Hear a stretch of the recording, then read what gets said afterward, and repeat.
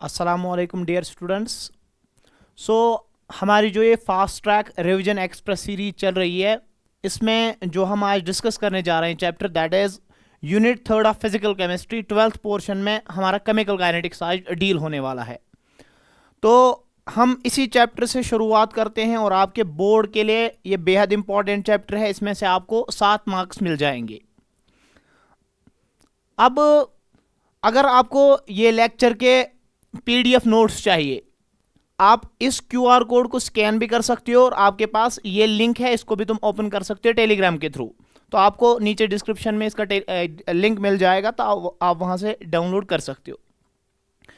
बिना किसी देरी करे हम स्टार्ट करने जा रहे हैं पहले सवाल से। जो केमिकल काइनेटिक्स का पहला सवाल हम डिस्कस करने जा रहे हैं, that is brief introduction of chemical kinetics. थोड़ा सा हम ये समझेंगे कि हमारे पास जो ये चैप्टर है ये एक्चुअल में किन चीज़ों के साथ डीलिंग करता है। तो सबसे पहले हम समझते हैं जो हमारे पास ये वर्ड केमिकल काइनेटिक्स है, ये कहाँ से आया है। तो पहले वर्ड मीनिंग समझते हैं, what do you mean by chemical and what do you mean by kinetics. देखो, अगर हम बात करेंगे केमिकल का मतलब है हमारे पास कोई ना कोई चीज़ केमिकल रिएक्शन से डील करता होगा। तो हमारे पास केमिकल का मतलब है हम यहां पे डीलिंग करेंगे केमिकल रिएक्शंस की। और काइनेटिक्स का मतलब है स्पीड या आप बोल सकते हो रेट। फिजिकल केमिस्ट्री का वो पार्ट जिसमें हम स्टडी करते हैं कि कोई रिएक्शन अगर होती है, उस ऑर्गेनिक रिएक्शन की स्पीड क्या होती है या उस ऑर्गेनिक रिएक्शन की रेट क्या होती है, उसको हम केमिकल काइनेटिक्स में डील करते हैं। इसलिए अगर मुझे इसको डिफाइन करना पड़ेगा, मैं लिखूंगा फिजिकल केमिस्ट्री की वो branch, the branch of physical chemistry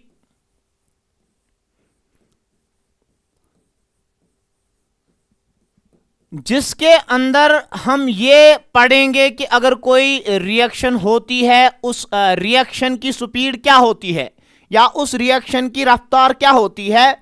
physical chemistry के जिस ब्रांच में ये पढ़ा जाता है, that is called as chemical kinetics. इसलिए मैंने लिखा the branch of physical chemistry which deals with the study of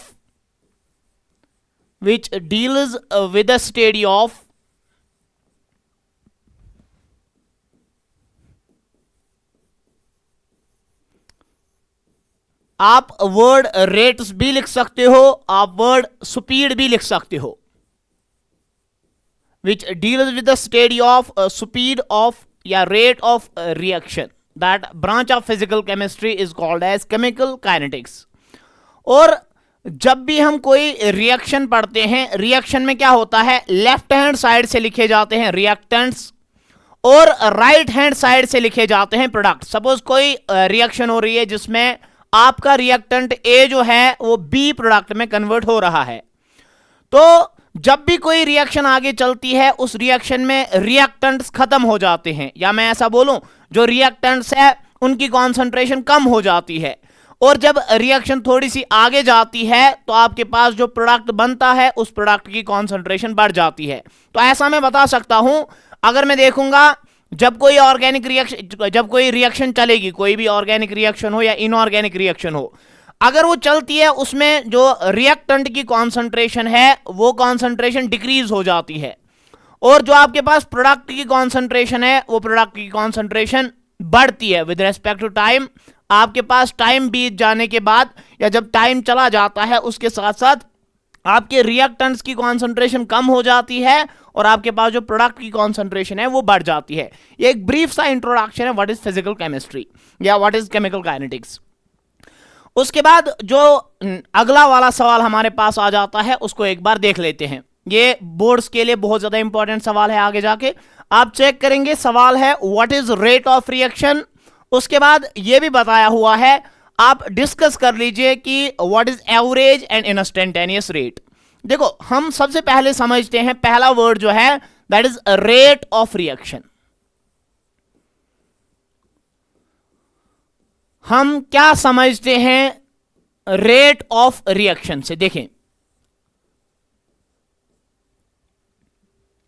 हम रेट ऑफ रिएक्शन को कैसे डिफाइन करते हैं उसके बारे में हम चर्चा कर लेंगे। देखो, मैं लिखूंगा जो रेट ऑफ रिएक्शन है इट इज डिफाइंड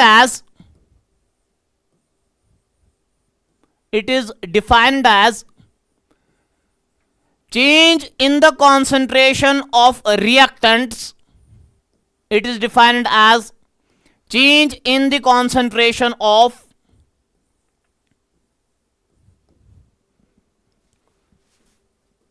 reactants या products.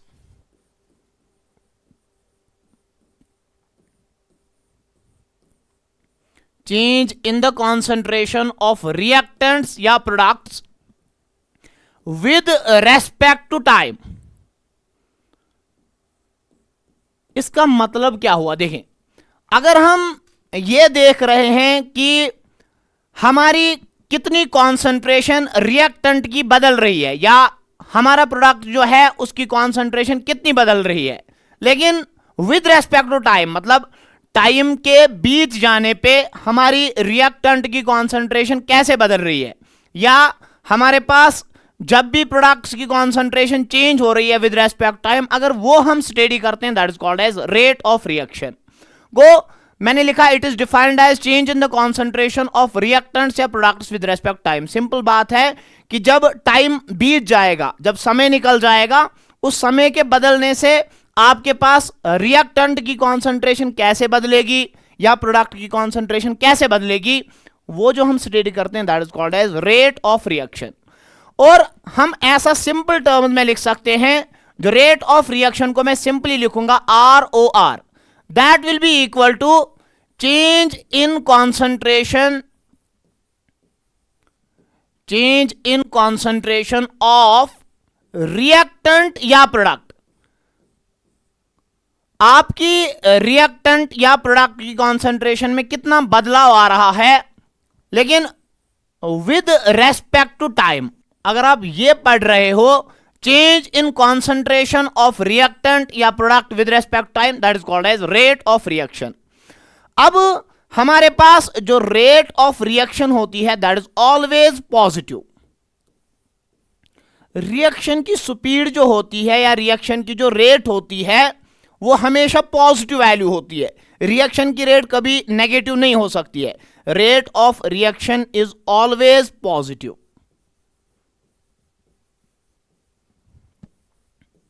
Always positive. अब हम रेट कैसे एक्सप्रेस कर सकते हैं इन टर्म्स ऑफ रिएक्टेंट्स, और हम कैसे रेट लिख सकते हैं इन टर्म्स ऑफ प्रोडक्ट्स, हम समझते हैं. एक बार मैं आपको एक जनरल रिएक्शन सिखाता हूं और आप उसको एक बार सीख लेंगे. देखो, हमारे पास अगर रिएक्टेंट ए है और जब रिएक्शन चलती है, सपोज हमारे पास ये रिएक्टेंट बी में कन्वर्ट हो जाता है. रिएक्टेंट हमारे पास ए है और प्रोडक्ट हमारे पास बी है. देखो, इनिशियली जब अभी रिएक्शन शुरू नहीं की है तो मैं मान लूंगा कि अभी हमने रिएक्शन को अगर शुरू नहीं किया है, टाइम इज इक्वल टू 0. और इनिशियली अगर मैं ऐसा मानता हूं कि हमारे पास जब हमने रिएक्शन चालू नहीं की है, अभी हमारे पास सिर्फ रिएक्टेंट होगा और रिएक्टेंट की कॉन्सेंट्रेशन जो है that is equal to C1, तब हमारे पास अभी कोई प्रोडक्ट नहीं बना होगा. जब अभी रिएक्शन चालू ही नहीं किया है, रिएक्शन शुरू नहीं हुई है, हमारे पास सारा का सारा रिएक्टेंट होगा, हमारे पास कुछ भी प्रोडक्ट नहीं बचा होगा या बना नहीं होगा अभी कोई प्रोडक्ट. जब टाइम कुछ टी पहुंच जाएगा, सपोज 10 मिनट 5 मिनट, हमारे पास रिएक्टेंट कुछ खत्म हुआ होगा और रिएक्टेंट की जो बची हुई कॉन्सेंट्रेशन होगी that will be equal to C2, और हमारे पास जो प्रोडक्ट बना हुआ होगा उस टाइम पे that will be equal to suppose B1. मैं ऐसा बोल रहा हूं कि जब हमने रिएक्शन अभी चालू नहीं की है, हमारे पास सिर्फ रिएक्टेंट होगा और उस रिएक्टेंट की कॉन्सेंट्रेशन को मैं C1 से रिप्रेजेंट कर रहा हूं. उस टाइम पे आपका कोई प्रोडक्ट नहीं बना होगा. जब कुछ टाइम बीत जाएगा, सपोज 5 मिनट 10 मिनट, हमारे पास रिएक्टेंट की कुछ कॉन्सेंट्रेशन खत्म हुई होगी और जो बची हुई कॉन्सेंट्रेशन होगी that will be equal to C2, और आपके पास जो बना हुआ प्रोडक्ट होगा उसकी कॉन्सेंट्रेशन मैं मान लेता हूं that is equal to B1. अब अगर मैं रेट ऑफ रिएक्शन लिखना चाहूंगा इन टर्म्स ऑफ रिएक्टेंट्स, रिएक्टेंट की टर्म्स में हम रेट को कैसे लिख सकते हैं? Rate of reaction in terms of reactants हम ऐसा लिखेंगे कि हमारे पास रिएक्टेंट्स की कॉन्सेंट्रेशन में कितना चेंज आया हुआ है. हम लिखेंगे जो फाइनल रिएक्टेंट की कॉन्सेंट्रेशन है that is equal to C2, और जो इनिशियल रिएक्टेंट की कॉन्सेंट्रेशन है दैट इज C1। अगर मैं C2 में से C1 को माइनस करूंगा तो it will represent change in the concentration of reactant. और आपका टाइम कितना बदलता है, टाइम आपका बदला है T से 0 तक, या आपका फाइनल टाइम T है, आपके पास इनिशियल टाइम 0 है, तो हमारे पास change in time is equal to T minus 0। लेकिन अगर आप यहां से देख लेंगे इनिशियल कॉन्सेंट्रेशन आपके पास C1 है और फाइनल कॉन्सेंट्रेशन रिएक्टेंट की आपके पास C2 है। हम सब ये जानते हैं कि रिएक्टेंट रिएक्शन में खत्म हो जाएगा और C1 बड़ा होगा एज कंपेयर टू C2। अगर आप ऐसा चेक करेंगे तो आपको लगेगा यहां पे आपकी रेट नेगेटिव आने वाली है। इसलिए हम ऐसा बताते हैं, बुक्स ऐसा बताती है कि आपके पास जब भी रिएक्टेंट के लिए रेट लिखी जाती है तो आपके पास नेगेटिव साइन बाहर रखा जाता है। और वो नेगेटिव साइन क्या रिप्रेजेंट करता है, वो रिप्रेजेंट करता है कि आपके रिएक्टेंट की कॉन्सेंट्रेशन डिक्रीज हो जाती है विद रेस्पेक्ट टाइम। वो जब भी हम rate of reaction in terms of reactant लिखेंगे तो आपके पास बाहर नेगेटिव साइन यूज करना है, और उस नेगेटिव साइन के यूज करने की वजह से आपकी जो ओवरऑल रेट है वो आ जाएगी पॉजिटिव। अगर आप नेगेटिव साइन नहीं लगाएंगे आपके पास रेट जो है वो नेगेटिव आएगी, जो कि हो ही नहीं सकता है।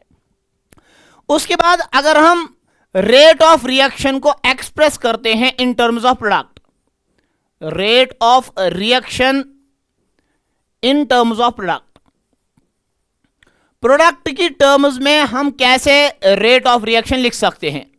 हम ऐसा बताएंगे कि जो हमारे पास फाइनल प्रोडक्ट की कॉन्सेंट्रेशन है वो B1 है और इनिशियली आपके पास कुछ भी प्रोडक्ट नहीं बना था, change will be equal to B1 minus 0, और आपके पास टाइम में कितना चेंज आया that is equal to T minus 0। देख लेंगे ओवरऑल वैल्यू आपके पास B1 वैल्यू बड़ा है एज कंपेयर टू 0, ये वैल्यू ओवरऑल पॉजिटिव आएगा, ये वैल्यू भी पॉजिटिव आएगा, ओवरऑल आपके पास रेट पॉजिटिव आ जाएगी। इसलिए आप प्रोडक्ट्स के बाहर आप नेगेटिव साइन नहीं रखते हो, क्योंकि आपकी रिएक्शन में आपके प्रोडक्ट की कॉन्सेंट्रेशन बढ़ जाती है, इसलिए आपको यहां कोई नेगेटिव साइन नहीं लगाना पड़ता है, आप यहां पे पॉजिटिव साइन लगाते हो। यहां नेगेटिव साइन इसलिए लगाया जाता है ताकि ओवरऑल रेट पॉजिटिव बन जाए। और वो नेगेटिव साइन क्या रिप्रेजेंट करता है, वो नेगेटिव साइन ये रिप्रेजेंट करता है कि रिएक्टेंट की कॉन्सेंट्रेशन रिएक्शन में कम हो जाती है। और यहां पे पॉजिटिव साइन इस चीज को सिग्निफाई करता है कि विद रेस्पेक्ट टाइम आपका प्रोडक्ट रिएक्शन में बढ़ जाता है, ऐसा आप बता सकते हैं। वो हम रेट भी ऐसे लिख सकते हैं, तो वो कोई आसान चीज हमारे पास आ जाती है। अब उसके बाद जो हमारे पास सबसे पहले ये समझते हैं कि हम रेट ऑफ रिएक्शन के यूनिट्स को समझते हैं, उसके बाद डिस्कस करते हैं अगला units of rate of reaction. Rate of reaction, reaction या रेट ऑफ रिएक्शन के यूनिट्स हमारे पास क्या आते हैं। आपने बताया जो रेट ऑफ रिएक्शन है that is equal to change in concentration divided by time. Change in concentration को मैं रिप्रेजेंट कर रहा हूं डेल्टा C से और टाइम को मैं रिप्रेजेंट कर रहा हूं T से। अगर कॉन्सेंट्रेशन का यूनिट मोल पर लीटर है आपके पास, आप चेंज इन कॉन्सेंट्रेशन का भी यूनिट मोल पर लीटर ही लगाएंगे। अगर कॉन्सेंट्रेशन का यूनिट मोल पर लीटर है आपके पास चेंज इन कॉन्सेंट्रेशन का भी यूनिट मोल पर लीटर ही आएगा। और टाइम का यूनिट आप सेकंड भी रख सकते हो, आप टाइम का यूनिट मिनट भी रख सकते हो, तो आपके पास मोल पर लीटर डिवाइडेड बाय सेकंड आ जाएगा, जिसको आप सॉल्व करेंगे आपके पास आएगा मोल पर लीटर पर सेकंड। आप इसको और थोड़ा सा अप्रोक्सीमेटली ऐसे लिख सकते हो, मोल पर लीटर के बदले आप लिख सकते हो मोलर और पर सेकेंड। वो आपके पास जो रिएक्शन की रेट होती है उसका यूनिट या तो हमारे पास मोल पर लीटर पर सेकंड आ जाता है या तो हमारे पास आता है मोलर पर सेकंड। ऐसे आप याद रखेंगे कि अगर रिएक्शन की रेट दी होगी उसका यूनिट हमेशा हमारे पास दिया होगा मोल पर लीटर पर सेकंड। अब जो रेट ऑफ रिएक्शन होती है वो दो तरह से देखी जाती है। रेट ऑफ रिएक्शन को हम दो तरह से लिख सकते हैं। पहली टाइप की जो रेट होती है that is called as average rate. Average rate of reaction, जिसको मैं लिखूंगा average ROR, average rate of reaction. देखो, अगर आप एक लंबा टाइम इंटरवल सिलेक्ट करते हो या आप एक मेजरेबल ड्यूरेशन ऑफ टाइम लेते हो और उसमें देखते हो कि आपके रिएक्टेंट की कॉन्सेंट्रेशन कैसे बदल रही है, आपके प्रोडक्ट की कॉन्सेंट्रेशन कैसे बदल रही है, तो वहां पे जो रेट आ जाती है that is called as average rate of reaction. तो मैं ऐसा लिख सकता हूं, the rate of reaction studied over the rate of reaction studied over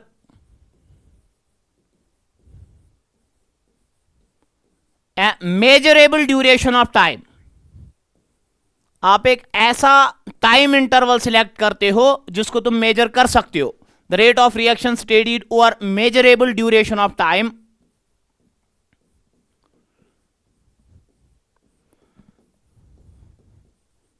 that is called as average rate of reaction. गो अगर आप रिएक्शन की स्पीड पढ़ने जा रहे हैं, रिएक्शन की रेट पढ़ने जा रहे हैं, लेकिन आप एक ऐसा टाइम इंटरवल ले रहे हैं जिस टाइम इंटरवल को आप मेजर कर सकते हो, या आप एक बड़ा सा टाइम इंटरवल लेते हो जिस टाइम इंटरवल को आप मेजर कर सकते हो, तो हमारे पास जो रेट आ जाती है that is called as average rate of reaction.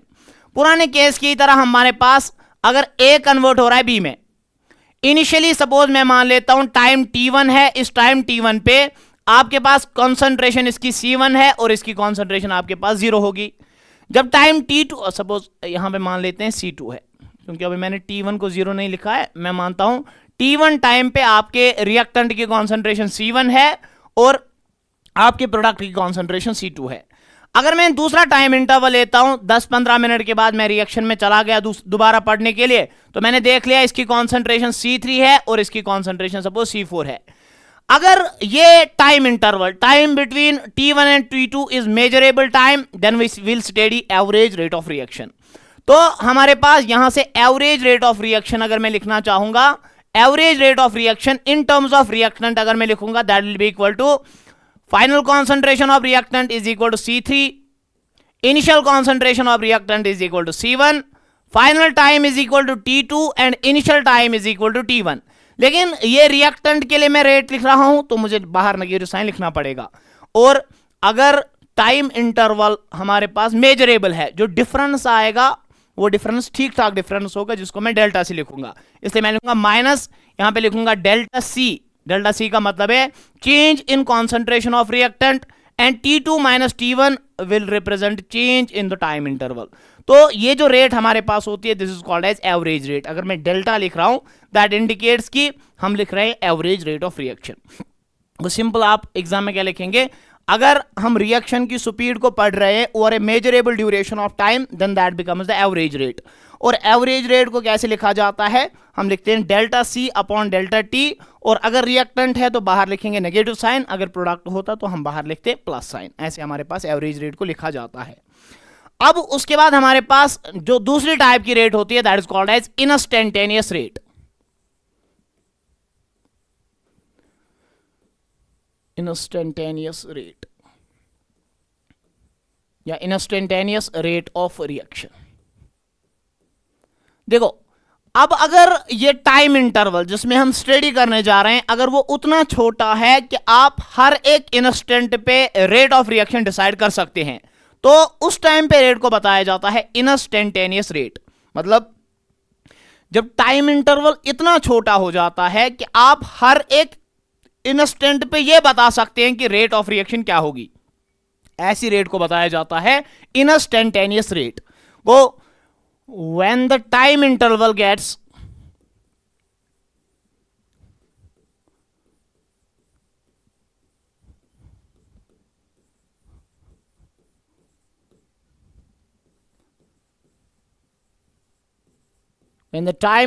gets very short and we can decide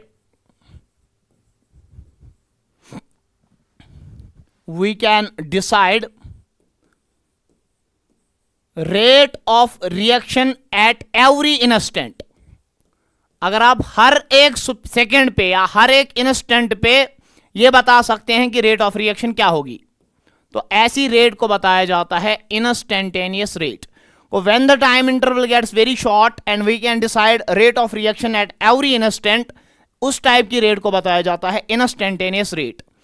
अब इंस्टेंटेनियस रेट कैसे लिखी जाती है, देखो आपने लिखा जो एवरेज रेट होती है, एवरेज रेट को अभी तुमने लिखाया in terms of concentration of reactants, आपने लिखा that is equal to minus delta C upon delta T. अब अगर ये डेल्टा टी उतना छोटा हो जाएगा कि इसका लिमिट अगर 0 को पहुंच जाएगा, ऐसे मैं लिखूंगा limit of delta T tends to 0, मतलब अगर ये टाइम इंटरवल उतना छोटा होगा कि हमारे पास इसका लिमिट 0 तक पहुंचेगा या 0 को टेंड करेगा, तो उस टाइम पे ये एवरेज रेट नहीं होती है, ये बन जाती है इंस्टेंटेनियस रेट। और जब हम बहुत ज्यादा स्मॉल चेंज देखते हैं, स्मॉल चेंज को एक्सप्रेस करने के लिए हम डी का यूज करते हैं, तो हमारे पास आएगा ये अब डेल्टा नहीं रहेगा, क्योंकि अगर आपने limit of delta T tend किया, आपका लिमिट ऑफ डेल्टा टी अगर 0 को जा रहा है तो आपका डेल्टा नहीं रहेगा, वो चेंज हो जाएगा डी में। आपके पास ये बनेगा minus D A upon D T. इस रेट को बताया जाता है इंस्टेंटेनियस रेट ऑफ रिएक्शन। और जो इंस्टेंटेनियस रेट ऑफ रिएक्शन होती है that can be found out from the slope of the graph. आप ऐसा भी लिख सकते हैं कि अगर आपको इंस्टेंटेनियस रेट ऑफ रिएक्शन निकालनी होती है, उसको तुम निकाल सकते हो by the slope of the graph.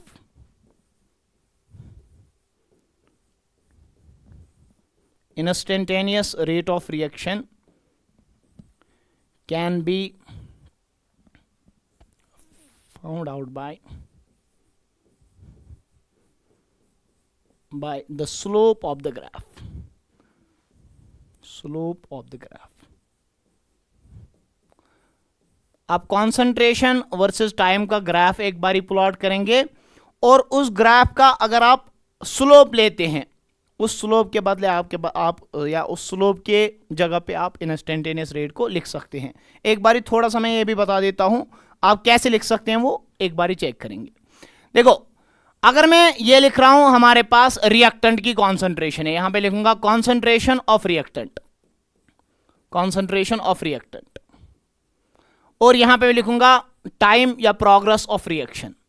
देखो, हमारे पास इनिशियली रिएक्टेंट की कॉन्सेंट्रेशन बहुत ज्यादा होती है और टाइम के साथ साथ आपका जो रिएक्टेंट है उसकी कॉन्सेंट्रेशन कम हो जाती है, इसलिए आपके पास ग्राफ ऐसा आ जाता है, आपके रिएक्टेंट की कॉन्सेंट्रेशन विद रिस्पेक्ट टाइम कम होती है। अब इस ग्राफ का अगर मैं स्लोप ड्रॉ करूंगा तो मैं इसको टेंजेंट ड्रॉ करूंगा। टेंजेंट वो पॉइंट होता है जो इस ग्राफ को सिर्फ एक पॉइंट पे टच करेगा।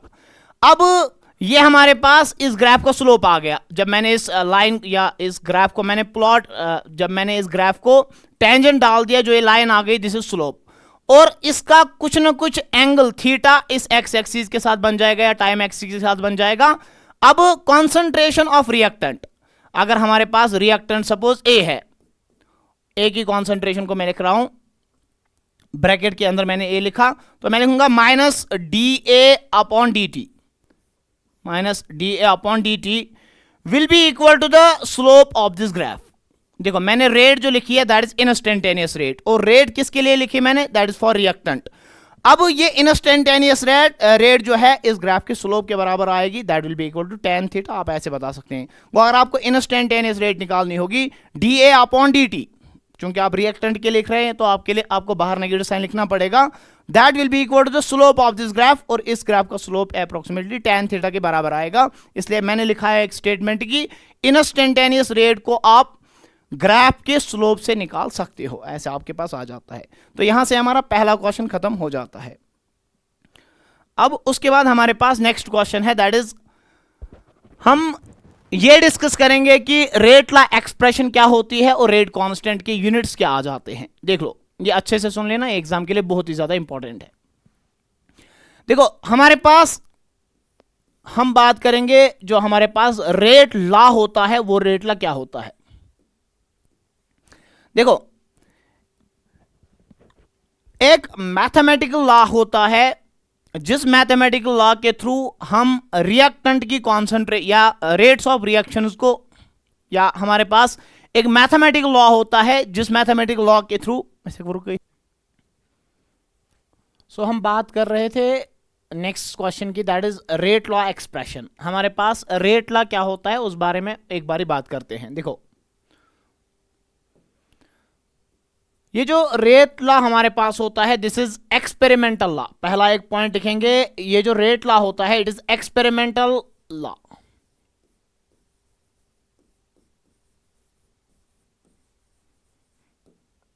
पहला पॉइंट लिखा। अब रेट लॉ एक्सप्रेशन हमारे पास क्या होती है? रेट लॉ एक्सप्रेशन हमारे पास रेट्स ऑफ रिएक्शन को एक्सप्रेस करने का एक तरीका होता है। अगर हमें रेट्स ऑफ रिएक्शन को एक्सप्रेस करना है इन टर्म्स ऑफ रिएक्टेंट्स, तो हमारे पास आ जाती है एक expression that is called as rate law expression. वो this is experimental law, it is an expression of rates of reaction, it is an expression of rates of reaction in terms of concentration of reactants.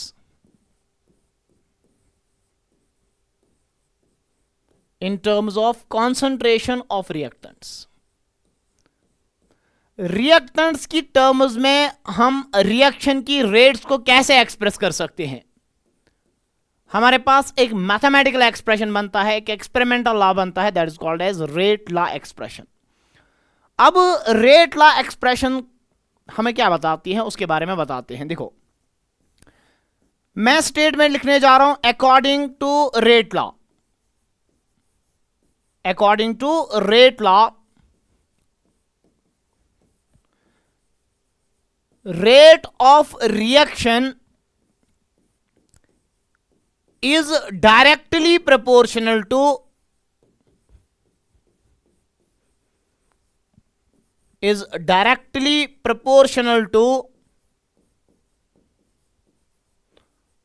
concentration of reactants. According to rate law, rate of reaction is directly proportional to concentration of reactants. वो जो हमारे पास rate law है उसके हिसाब से जो rate of reaction होती है that is directly proportional to concentration of reactants.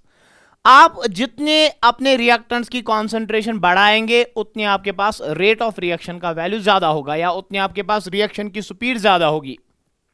इतना पहला पॉइंट बोलता है according to rate law rate of reaction is directly proportional to concentration of reactants. With each term या with each concentration term raised to some power,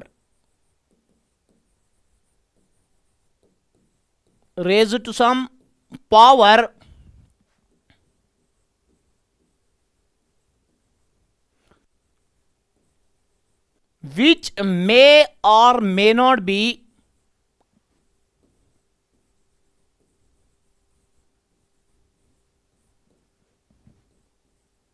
equal to stoichiometric coefficient.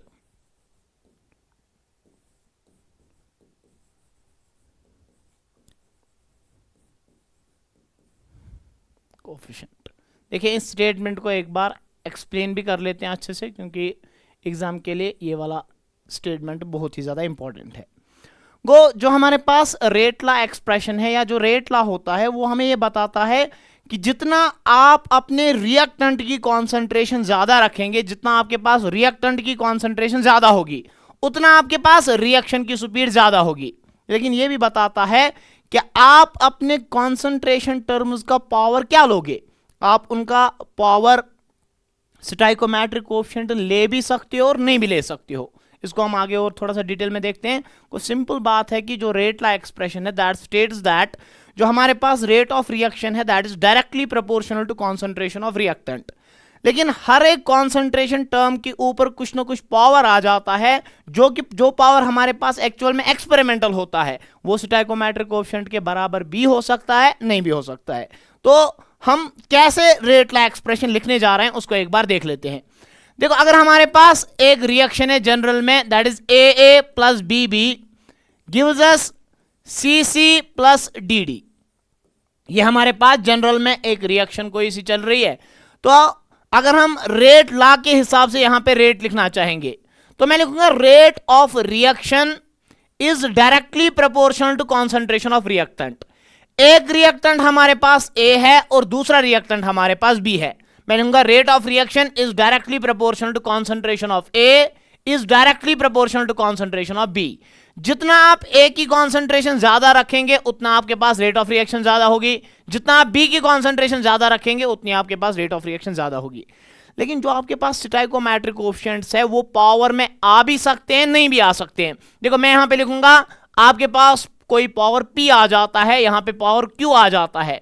P आपके ए के बराबर हो भी सकता है, नहीं भी हो सकता है, इसलिए मैं लिखूंगा पी हो भी सकता है, नहीं भी हो सकता है ए के बराबर।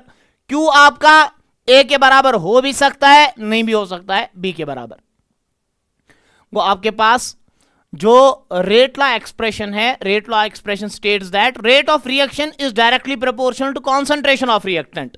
लेकिन जो कॉन्सेंट्रेशन टर्म्स के पावर्स आ जाते हैं वो एक्सपेरिमेंटल क्वांटिटीज होते हैं, और एक्सपेरिमेंटल क्वांटिटीज हमारे पास स्टोइकोमेट्रिक कोएफिशिएंट के बराबर भी कभी हो सकते हैं, नहीं भी हो सकते हैं। तो ये हमारे पास रेट लॉ एक्सप्रेशन आ सकती है। आप यहां पे और एक अगर पॉइंट ऐड करना चाहते हो, मे जो P है दैट मे और may not be equal to A, जो Q है दैट मे और may not be equal to B।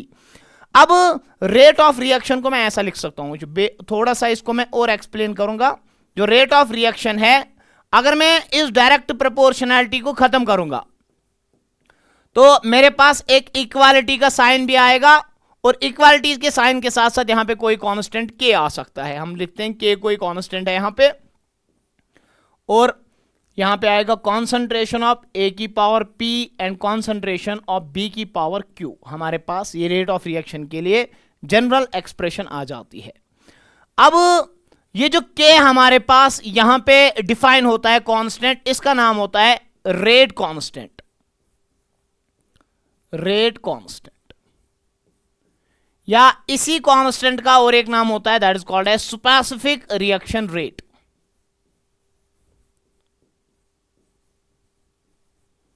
Specific reaction rate गो हम अगर मैथमेटिकली रेट लॉ एक्सप्रेशन लिखते हैं तो rate of reaction is directly proportional to concentration of reactant, और हर किसी कॉन्सेंट्रेशन के ऊपर कोई पावर आ जाता है जो कि हमारे पास एक्सपेरिमेंटल होता है। P आपका A के बराबर हो भी सकता है, नहीं भी हो सकता है। Q आपका B के बराबर हो भी सकता है, नहीं भी हो सकता है। ये आपके पास जनरल एक्सप्रेशन आ जाती है रेट लॉ के लिए। अब यहां से एक चीज आ जाती है दैट इज जो ये रेट कांस्टेंट होता है। सबसे पहले समझते हैं रेट कांस्टेंट होता क्या है। देखो हम रेट कांस्टेंट को कैसे डिफाइन कर सकते हैं, what is this rate constant के, इसके बारे में बात कर लेते हैं।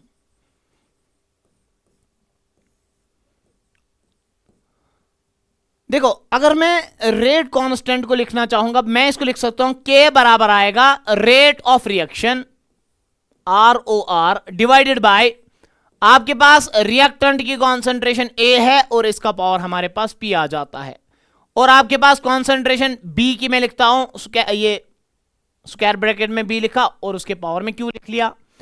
अगर मैं ऐसा बोलता हूं, अगर हम A की कॉन्सेंट्रेशन को 1 मोलर मानते हैं और आपके पास जो B है अगर उसकी कॉन्सेंट्रेशन भी हम 1 मोलर के बराबर मान लेते हैं, तो आपके पास उस टाइम पे जो रेट ऑफ रिएक्शन आएगी that will be equal to K। अगर आप यहां पे 1 की पावर P लिखोगे that will be equal to 1, 1 की पावर Q लिखोगे वो आपके पास 1 आएगा, और उस टाइम पे आपका रेट कांस्टेंट रेट के बराबर आएगा। वो क्या मैं ऐसा लिख सकता हूं, जो हमारे पास रेट कांस्टेंट होता है वो एक्चुअल में रेट ऑफ रिएक्शन ही होता है, लेकिन उस टाइम पे जितने भी आपके रिएक्टेंट्स होते हैं उन रिएक्टेंट्स की कॉन्सेंट्रेशन आप मान के चलते हो यूनिटी। अगर आप सारे रिएक्टेंट्स की कॉन्सेंट्रेशन को 1 मान के चलते हो, उस टाइम पे जो रेट ऑफ रिएक्शन होती है that is called as rate constant. वो जो रेट कांस्टेंट होता है, rate constant is a rate of reaction. Rate constant is a rate of reaction when the concentration of all reactants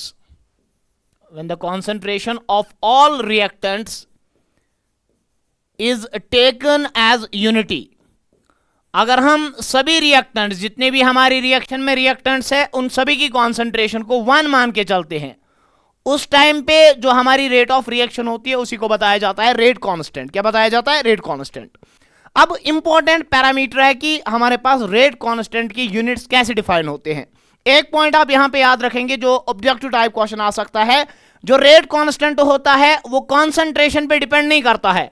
आप concentration कितनी भी बदल लोगे आपके पास रेट कांस्टेंट नहीं बदलेगा। अगर आप टेम्परेचर चेंज करोगे और कैटलिस्ट चेंज करोगे, या आप रिएक्शन में कैटलिस्ट डाल रहे हो, आप रिएक्शन में टेम्परेचर का अल्टरेशन कर रहे हो, उनकी वजह से आपका रेट कांस्टेंट बदल सकता है। वो rate constant only depends upon temperature and catalyst. आप कॉन्सेंट्रेशन कितनी भी चेंज करोगे आपके रेट कांस्टेंट पे कोई फर्क आने वाला नहीं है। अब उसके बाद हम बात करेंगे यूनिट्स ऑफ रेट कांस्टेंट। ये इंपॉर्टेंट रहने वाला है। हम रेट कांस्टेंट की यूनिट्स क्या लिखते हैं? Units of rate constant. Rate constant, rate constant देख लो, हम ऐसा बता सकते हैं जो रेट ऑफ रिएक्शन है दैट इज डायरेक्टली, अगर मैं रिएक्शन जनरल में लिखता हूं A gets converted into P, मतलब आपका रिएक्टेंट ए है वो प्रोडक्ट पी में कन्वर्ट होता है, तो आप लिखेंगे rate of reaction is directly proportional to concentration of A. और यहां पे कोई एक्सपेरिमेंटल पावर आप लिख लेते हो एन, और इस एन को आगे नाम दिया जाता है ऑर्डर ऑफ ए रिएक्शन।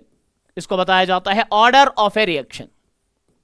देखें, अगर मैं एन का वैल्यू 0 रख लेता हूं तो जो रिएक्शन को बोला जाता है या जो रिएक्शन का नाम आता है that is called as zero order reaction.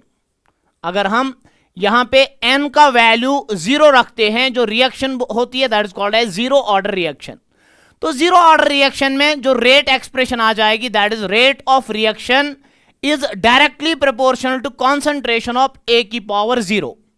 आप इसको थोड़ा सा मॉडिफाई करेंगे, जो रेट ऑफ रिएक्शन आ जाएगी that will be equal to, आप इस डायरेक्ट प्रोपोर्शनैलिटी को हटाएंगे, आपको कांस्टेंट के आएगा और आपके पास ए की पावर 0 आएगा। और जब भी किसी टर्म के ऊपर पावर 0 आता है वो हमारे पास 1 बनता है। इसलिए आप जब यहां पे रेट ऑफ रिएक्शन लिखोगे that will be equal to rate constant. अब इस जीरो ऑर्डर रिएक्शन में जो आपके पास रेट कांस्टेंट है, जो रेट कांस्टेंट का यूनिट होगा वही आपकी रेट ऑफ रिएक्शन का भी यूनिट आएगा। इसलिए ऐसा बताया जाता है जो जीरो ऑर्डर काइनेटिक्स वाली रिएक्शन होती है वहां पे जो रेट ऑफ रिएक्शन का यूनिट आता है वही आपके पास रेट कांस्टेंट का भी यूनिट आता है। अगर रेट ऑफ रिएक्शन का यूनिट हमारे पास मोल पर लीटर पर सेकंड है तो जीरो ऑर्डर काइनेटिक्स में आपके पास जो रेट कांस्टेंट होता है उस रेट कांस्टेंट का भी यूनिट मोल पर लीटर पर सेकंड के बराबर ही आ जाता है। अगर अब रिएक्शन का ऑर्डर में मान लेता हूं 1, तो रिएक्शन को बोला जाता है फर्स्ट ऑर्डर रिएक्शन। अगर मैं यहां पे n का वैल्यू 1 रखता हूं तो हमारे पास रिएक्शन को जो ऑर्डर आता है that is called as 1 and the reaction is called as first order reaction. और फर्स्ट ऑर्डर रिएक्शन में जो रेट ऑफ रिएक्शन होगी that will be equal to k into concentration of reactant की power आपके पास 1 आएगा। और रेट ऑफ रिएक्शन का आपको यूनिट पता है मोल पर लीटर पर सेकंड। रेट ऑफ रिएक्शन का आपको यूनिट पता है मोल पर लीटर पर सेकंड। और रेट कांस्टेंट का यूनिट तुम्हें नहीं पता, कॉन्सेंट्रेशन का यूनिट आ जाएगा मोल पर लीटर। अगर आप इस k को यहां पे रखोगे तो आपके पास आ जाएगा ये मोल पर लीटर पर सेकंड, और डिवाइड बाय करोगे यहां से मोल पर लीटर। मोल पर लीटर आप देख लो, मोल मोल से कैंसिल हो जाएगा, लीटर इनवर्स से कैंसिल हो जाएगा, आपका रेट कांस्टेंट यहां से पर सेकंड आ जाएगा। तो आप ध्यान से सुनेंगे कि आपके पास फर्स्ट ऑर्डर काइनेटिक्स में जो रेट कांस्टेंट का यूनिट आता है दैट इज पर सेकंड, और जो आपके पास जीरो ऑर्डर काइनेटिक्स होती है वहां पे आपके रेट कांस्टेंट का यूनिट आता है मोल पर लीटर पर सेकंड। आपको जीरो ऑर्डर और फर्स्ट ऑर्डर में ही क्वेश्चन आ सकता है, आप इन्हीं दो का ज्यादा याद रखेंगे। बोर्ड में आपके पास क्वेश्चन आएगा या तो जीरो ऑर्डर से पूछेगा या तो फर्स्ट ऑर्डर से पूछेगा। इसलिए आप याद रखेंगे कि जीरो ऑर्डर रिएक्शन में जो रेट कांस्टेंट का यूनिट आ जाता है दैट इज मोल पर लीटर पर सेकंड, या आपके पास second inverse first order kinetics में आ जाता है। यहां से आपके पास ये सवाल भी हो गया। अब उसके बाद हम बात करेंगे what is order of a reaction. देखो, रेट लॉ एक्सप्रेशन जो है उस रेट लॉ एक्सप्रेशन में जो कॉन्सेंट्रेशन टर्म्स है उन कॉन्सेंट्रेशन टर्म्स के पावर्स जो है या जो कॉन्सेंट्रेशन टर्म्स के ऊपर आपने एक्सपोनेंट्स लिए हैं उन एक्सपोनेंट्स का जमा कितना आ जाता है, that is called as order of a reaction. अगर मैं ऑर्डर को डिफाइन करूंगा, मैं लिखूंगा the some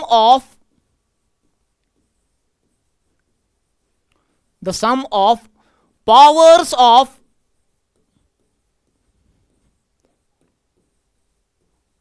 concentration terms, the sum of powers of concentration terms in a rate law expression। जो आपने अभी रेट लॉ एक्सप्रेशन बनाई है, उस रेट लॉ एक्सप्रेशन में जो कॉन्सेंट्रेशन टर्म्स है, उन कॉन्सेंट्रेशन टर्म्स के पावर्स का जो जमा आता है, that is called as order of reaction. इसलिए मैंने लिखा the sum of powers of concentration terms in rate law expression is called order of reaction, is called order of reaction. देखें हम ऑर्डर कैसे लिखेंगे। अगर अभी हमने लिखा यही रिएक्शन हम लिखते हैं A B B gets converted into C C plus D D. आपके पास जो रेट ऑफ रिएक्शन है, that rate of reaction is directly proportional to concentration of reactant. आपके पास एक रिएक्टेंट ए है, दूसरा रिएक्टेंट आपके पास बी है। इसका पावर आपके पास सपोज Q आ जाता है, आपके पास यहां पे पावर P आ जाता है। अगर ये Q देखा जाए, this is called as order with respect to A. Q is called as order with respect to A. और जो आपके पास P होता है, that is called as order with respect to B, order with respect to B। अगर इन concentration terms के powers का मैं जमा लिखता हूं, इस order with respect to A and order with respect to B का मैं जमा लिखता हूं, तो आएगा P plus Q। This is called as overall order of a reaction, overall order of a reaction. वो अगर आपके पास एक जनरल रिएक्शन है A plus B B give C C plus D D, आपने बताया rate of reaction is directly proportional A की power P B की पावर क्यू, और क्यू जो होता है that is called as order with respect A, P is called as order with respect to B. अगर P और Q का इन कॉन्सेंट्रेशन टर्म्स के पावर्स का जमा लेते हैं, that is called as overall order of a reaction. Suppose मैं ऐसा बोलता हूं, कोई रिएक्शन हम मानते हैं, सपोज मैं आपको बता देता हूं,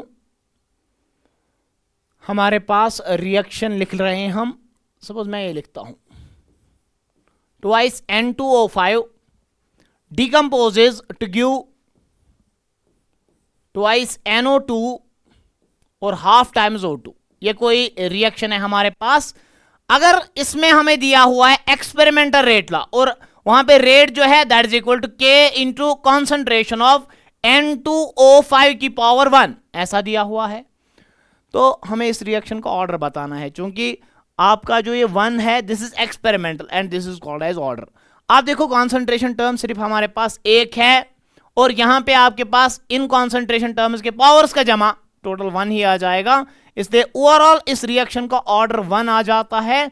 और अगर रिएक्शन का ऑर्डर 1 आ जाता है, this is treated as a first order reaction. अब ऑर्डर के बारे में आप कुछ चीजें ध्यान रखेंगे। ऑर्डर जो होता है वो कंप्लीटली एक्सपेरिमेंटल होता है, एक्सपेरिमेंटल चीज है। आप एक्सपेरिमेंट करने के बाद ही ऑर्डर बता सकते हो। आपके पास ऑर्डर कोई थ्योरेटिकल कॉन्सेप्ट नहीं होता है। Order is experimental quantity.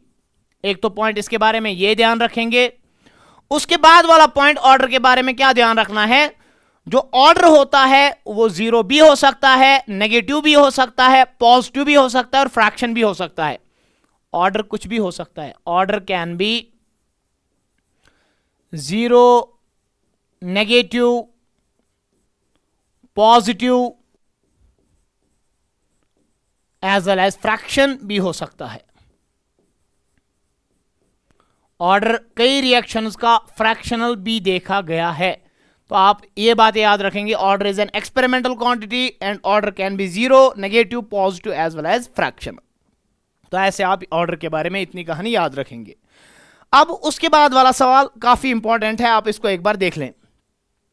What is the difference between order and molecularity. देखो हम एक बीच में लाइन ड्रॉ करते हैं, एक साइड से मैं ऑर्डर के कुछ पॉइंट्स लिखूंगा और उसके कॉन्ट्रास्ट में मैं दूसरे साइड से मॉलिक्यूलैरिटी के बारे में कुछ पॉइंट्स लिख लूंगा। मॉलिक्यूलैरिटी और ऑर्डर में क्या फर्क हो जाता है। ये बातें अच्छे से सुन लेना, मॉलिक्यूलैरिटी और ऑर्डर में क्या फर्क है। सबसे पहले ऑर्डर को डिफाइन ही करते हैं। ऑर्डर को अभी लिखा, sum of exponents of concentration terms, sum of exponents of concentration terms, concentration terms के एक्सपोनेंट्स का जो जमा होता है that is called as order of reaction. Sum of exponents of concentration terms in rate law, in rate law is called as order of reaction. लेकिन अगर मॉलिक्यूलैरिटी को define करा जाएगा, व्हाट इज मॉलिक्यूलैरिटी? आपके कितने रिएक्टेंट साइमल्टेनियसली कोलाइड होने के बाद प्रोडक्ट बनाते हैं, that is called as molecularity of the reaction. गो मॉलिक्यूलैरिटी को हम बता सकते हैं number of molecules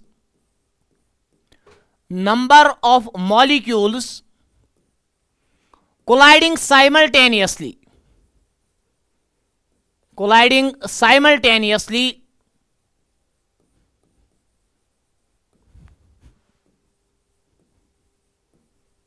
to form product, that is called as molecularity of the reaction। Go rate law expression में जो एक्सपोनेंट्स का जमा आ जाता है, जो कॉन्सेंट्रेशन टर्म्स के पावर्स का जमा आता है, दैट इज ऑर्डर। और मॉलिक्यूलैरिटी का मतलब है कितने मॉलिक्यूल्स कोलाइड कर रहे हैं साइमल्टेनियसली प्रोडक्ट बनाते time, that is called as molecularity of a reaction. अब ऑर्डर के बारे में दूसरा पॉइंट क्या याद रखेंगे? ऑर्डर जो होता है that is experimental, order is experimental.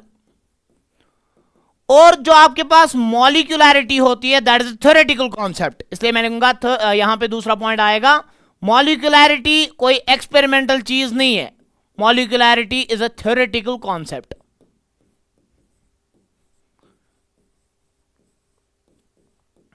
Theoretical concept, good. Next point याद रखेंगे। उसके बाद तीसरा पॉइंट, ऑर्डर के बारे में क्या ध्यान रखना है? ऑर्डर हम सिंपल रिएक्शंस या एलिमेंट्री रिएक्शंस के लिए भी बता सकते हैं और कॉम्प्लेक्स रिएक्शंस के लिए बता सकते हैं। वो order can be defined for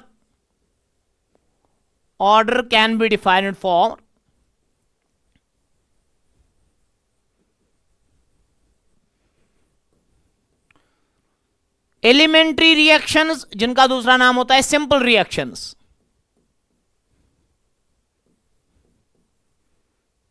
as well as complex reactions,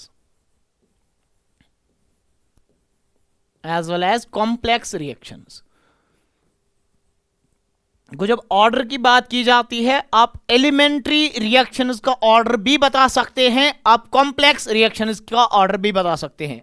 लेकिन जब बात होती है molecularity is defined only for elementary reactions. आप यूजुअली कॉम्प्लेक्स रिएक्शंस की मॉलिक्यूलैरिटी की बात नहीं करते हो। मॉलिक्यूलैरिटी कैन बी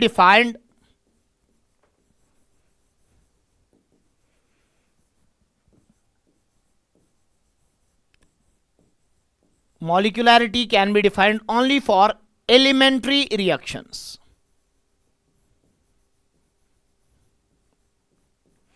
वो कॉम्प्लेक्स रिएक्शंस के लिए हम यूजुअली मॉलिक्यूलैरिटी डिफाइन नहीं करते। 14 पॉइंट इसमें क्या लिखेंगे? जो ऑर्डर होता है, ऑर्डर हमारे पास कुछ भी हो सकता है। Order can be positive, negative, zero as well as fractional. वो ऑर्डर हमारे पास पॉजिटिव भी हो सकता है, नेगेटिव भी हो सकता है, जीरो भी हो सकता है और फ्रैक्शनल भी हो सकता है। बट आप ध्यान से सुनेंगे, मॉलिक्यूलैरिटी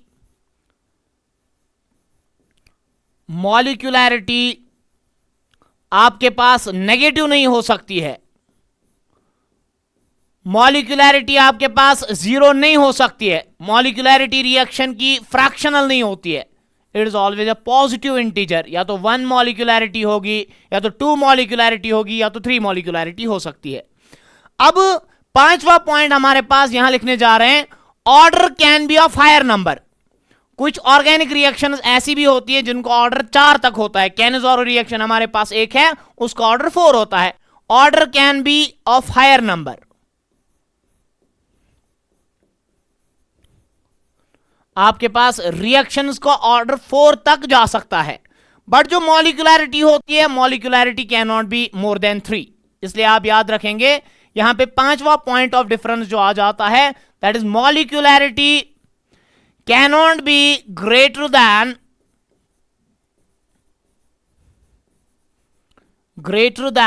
3। वो सिंपल पॉइंट्स आप बहुत आसानी से इसको याद रख सकते हैं कि कॉन्सेंट्रेशन टर्म्स के पावर्स का जो जमा आता है रेट लॉ में, that is called as order. Molecularity का मतलब है कितने रिएक्टेंट साइमल्टेनियसली कोलाइड करने के बाद प्रोडक्ट बनाते हैं, that is called as molecularity. Order experimental चीज है, मॉलिक्यूलैरिटी थ्योरेटिकल कॉन्सेप्ट है। ऑर्डर आपके पास दोनों टाइप की रिएक्शंस के लिए डिफाइन हो सकता है, कॉम्प्लेक्स रिएक्शंस के लिए भी, एलिमेंट्री रिएक्शंस के लिए भी, लेकिन मॉलिक्यूलैरिटी जो होती है that is only defined for elementary reactions. Order positive भी हो सकता है, नेगेटिव भी, जीरो भी और फ्रैक्शनल भी हो सकता है, लेकिन मॉलिक्यूलैरिटी ना ही कभी नेगेटिव, ना ही कभी जीरो, ना ही कभी फ्रैक्शनल हो सकता है। लेकिन ऑर्डर आपके पास हायर नंबर का भी कई रिएक्शंस में देखा गया है, लेकिन रिएक्शंस की मॉलिक्यूलैरिटी आपके पास 3 से ज्यादा नहीं हो सकती है। ये आपके पास कंपैरिजन टेबल है बिटवीन ऑर्डर एंड मॉलिक्यूलैरिटी। अब उसके बाद नेक्स्ट जो सवाल है that is explain zero order kinetics, it is integrated rate equation and half life time. देख ले, हम सबसे पहले बात करते हैं जीरो ऑर्डर काइनेटिक्स का मतलब क्या है। What do you mean by zero order reaction?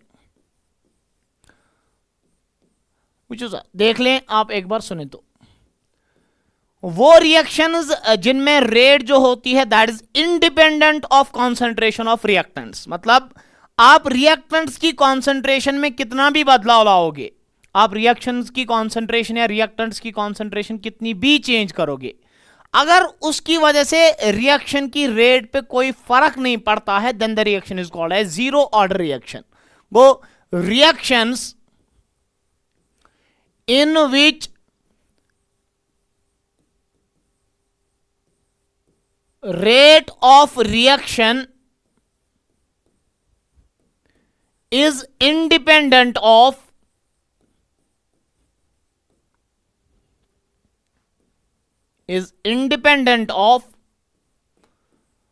concentration of reactants.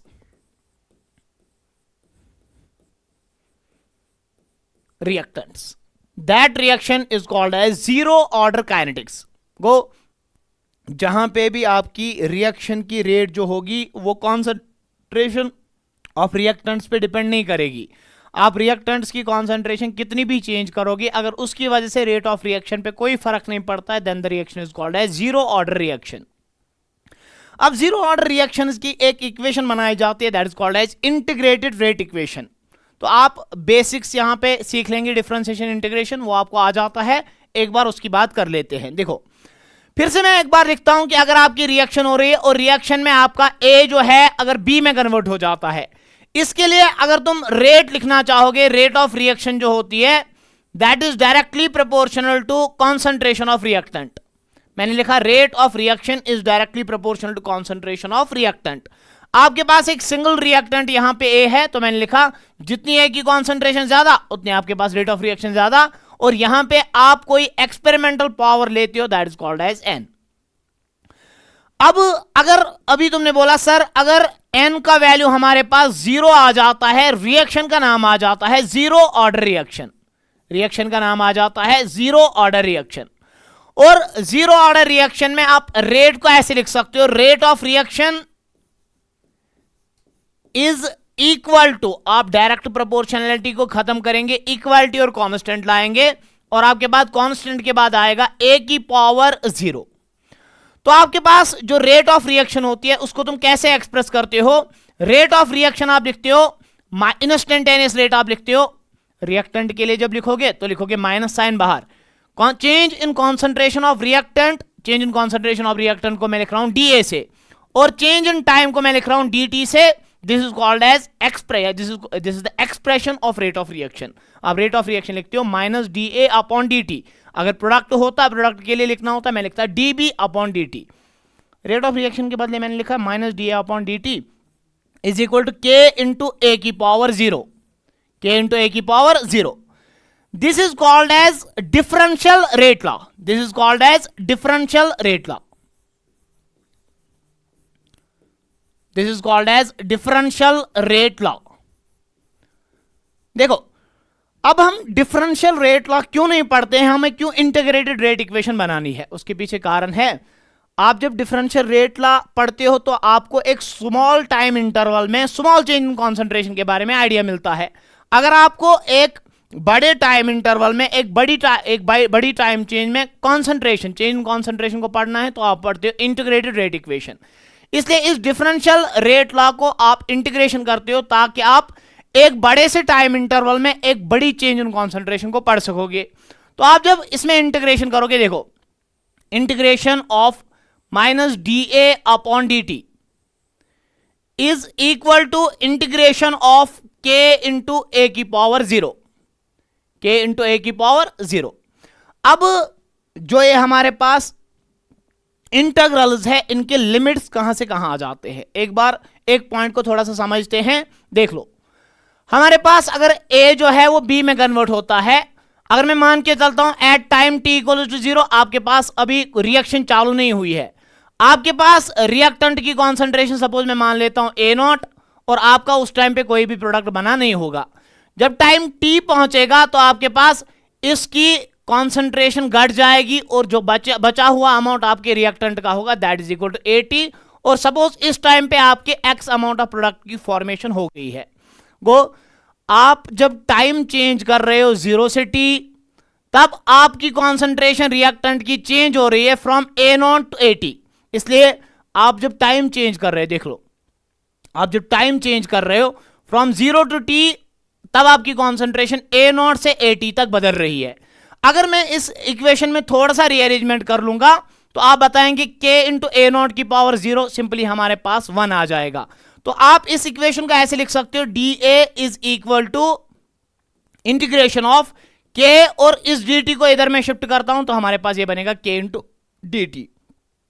लेकिन रिएक्टेंट की कॉन्सेंट्रेशन जब a0 से at तक बदलती है, तब आपका जो टाइम है वो 0 से जा रहा है t तक, ऐसे आपके पास लिमिट्स आ जाएंगे। अब dA की इंटीग्रेशन हमारे पास a आएगी, और आपका लिमिट जो है वो रन करेगा बिटवीन a0 टू 80। आपके पास जब इसकी इंटीग्रेशन होगी, d और डिफरेंशियल और इंटीग्रल आपस में कैंसल आउट हो जाएंगे, आपके पास ये आ जाएगा a मॉड ऑफ a। आपका जो लिमिट है वो रन करेगा फ्रॉम a0 टू 80, और रेट कांस्टेंट चूंकि कांस्टेंट है ये इंटीग्रेशन से बाहर आएगा, और dt की इंटीग्रेशन हमारे पास t आएगी, लेकिन आपका लिमिट जो है वो रन कर रहा है फ्रॉम 0 टू t। आप अब इसमें लिमिट्स को एक बार पुट करेंगे। देखो, आपके पास जब पुट करना होता है आप हमेशा पुट करोगे अपर लिमिट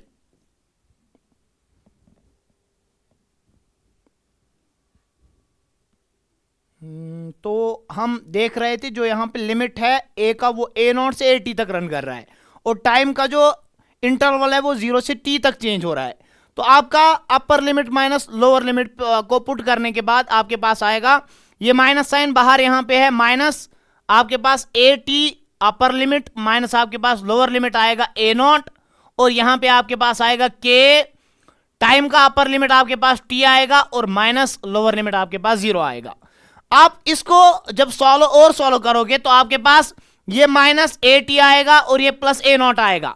आप इसको लिख सकते हो a0 माइनस at, और आपके पास आएगा k, t माइनस 0 हो गया t, तो आपके पास आ जाएगा kt। This is called as integrated rate equation for zero order kinetics. आपके पास a0 minus at is equal to kt। This equation is called as integrated rate equation for zero order kinetics. देखो, आप इसको कैसे 1 minute में याद रखेंगे। Initial concentration a0 है और concentration at time t is equal to 80। अगर देखा जाए आपके पास a0 और at में बड़ी टर्म आपके पास a0 है और at आपके पास छोटी टर्म है, क्योंकि इनिशियली आपके पास रिएक्टेंट की कॉन्सेंट्रेशन ज्यादा होगी a0, और जब थोड़ा सा समय चला जाएगा आपके पास बचा हुआ रिएक्टेंट थोड़ा सा कम होगा। इसलिए आप सिंपली क्या काम करोगे, बड़ी टर्म में से छोटी टर्म माइनस करेंगे तो आपके पास वैल्यू पॉजिटिव आएगा, इसलिए बड़ी टर्म माइनस छोटी टर्म आपके पास सिंपली आ जाएगा प्लस के टी। ये तो सिंपल है, बड़ी में से छोटी माइनस कर दो आपके पास प्लस वैल्यू आएगा, that is equal to plus K T. इसलिए आपके पास A naught minus A T is equal to के T. This called as integrated rate equation. फिर से एक बार, वो रिएक्शन जिनमें रेट ऑफ रिएक्शन जो है that is independent of concentration of reactant, that is called as zero order kinetics. आपके पास इस रिएक्शन को हमने ऐसे सॉल्व किया, डिफरेंशियल रेट ला पहले बनाया, उस डिफरेंशियल रेट ला की इंटीग्रेशन कर ली, लेकिन इंटीग्रेशन कहां से कहां कर ली, वहां पे आप लिमिट का ध्यान रखेंगे। जब कॉन्सेंट्रेशन ए नॉट से ए टी तक बदल रही है, आपका टाइम 0 से टी तक चला रहा है, तो आपके पास जो फाइनल इक्वेशन आ जाती है that is A naught minus A T is equal to के टी। वो ये हमारे पास होगी इंटीग्रेटेड रेट इक्वेशन। अब इस इंटीग्रेटेड रेट इक्वेशन के बाद हमें क्वेश्चन में और एक चीज दिया हुआ है, that is half life time. Half life time, what is half life time, उसके बारे में एक बार बात करते हैं। नेक्स्ट स्लाइड पे जाते हैं, हाफ लाइफ टाइम को डिस्कस करने के लिए एक बार देखेंगे। Half life time,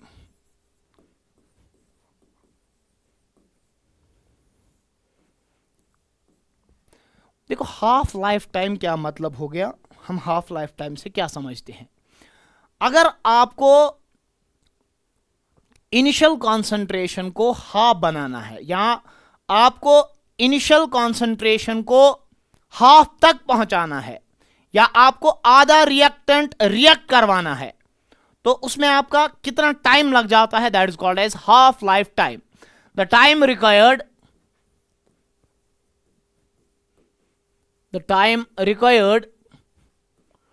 to decrease the concentration of reactants, the time required to decrease the concentration of reactants,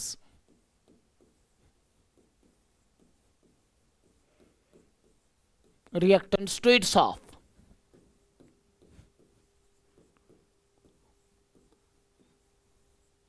वो आपको आधा रिएक्टेंट रिएक्ट करवाने में कितना टाइम लगता है, that is called as half life time. और जब आधी रिएक्शन, मैं बोलूंगा आधा रिएक्टेंट आपका खत्म हुआ होगा, तो आपके पास आधा रिएक्टेंट बचा हुआ होगा, इसलिए मैं लिखूंगा अगर आपके पास इनिशियली कॉन्सेंट्रेशन ए नॉट है, आपके पास अगर इनिशियल कॉन्सेंट्रेशन ए नॉट है, जब आपका हाफ लाइफ टाइम आएगा, उस हाफ लाइफ टाइम पे आपका जो बचा हुआ अमाउंट होगा A T will be equal to A naught upon 2, और हाफ लाइफ टाइम को आप रिप्रेजेंट करते हो ऐसे टी हाफ से। देखो आप half life time zero order में कैसे निकालोगे उसको एक बार देख लेना। देखो हाफ लाइफ टाइम जब आएगा, इनिशियल कॉन्सेंट्रेशन ए नॉट ही रहेगी, लेकिन जो बचा हुआ अमाउंट आपके पास होगा that will be equal to A naught upon T. आपने अभी बताया sir A naught minus A T is equal to के टी।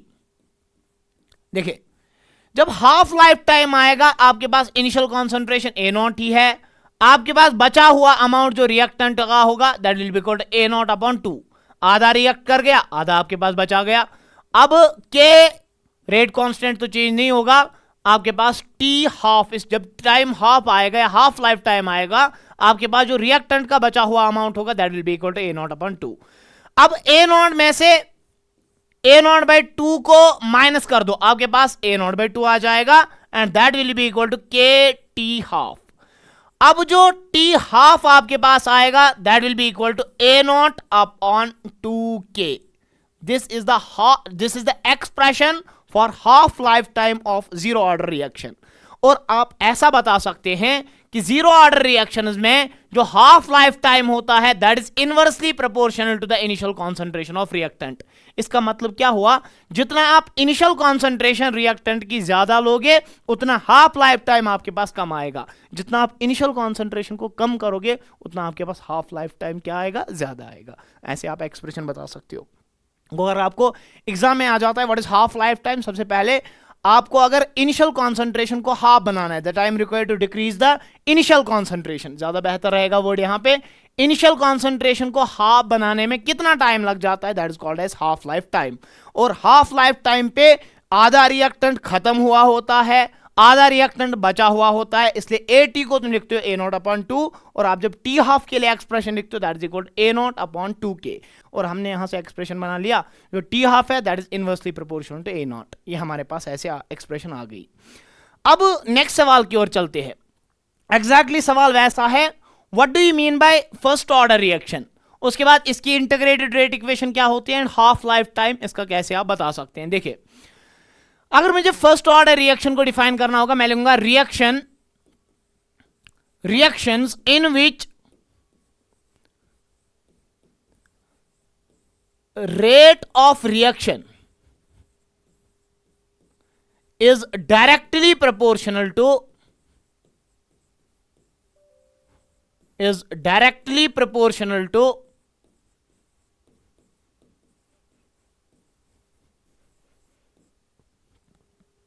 concentration of reactants।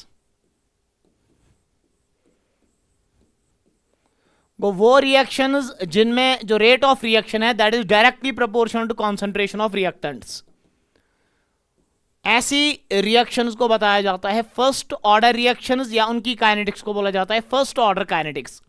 वो रिएक्शंस जहां पे रेट ऑफ रिएक्शन जो है that is directly proportional to concentration of reactant, that is called as first order reaction. अब first order reaction को कैसे लिखा जाता है, देखो, एक जनरल रिएक्शन है, A gets converted into B, आप इसके लिए लिख सकते हो rate is directly proportional to concentration of A की पावर 1, अगर आपके पास ये फर्स्ट ऑर्डर रिएक्शन है। अगर rate is directly proportional to concentration of A की पावर 1 आ जाता है, रिएक्शन का ओवरऑल ऑर्डर 1 आ जाएगा, इसलिए रिएक्शन का नाम आएगा फर्स्ट ऑर्डर रिएक्शन।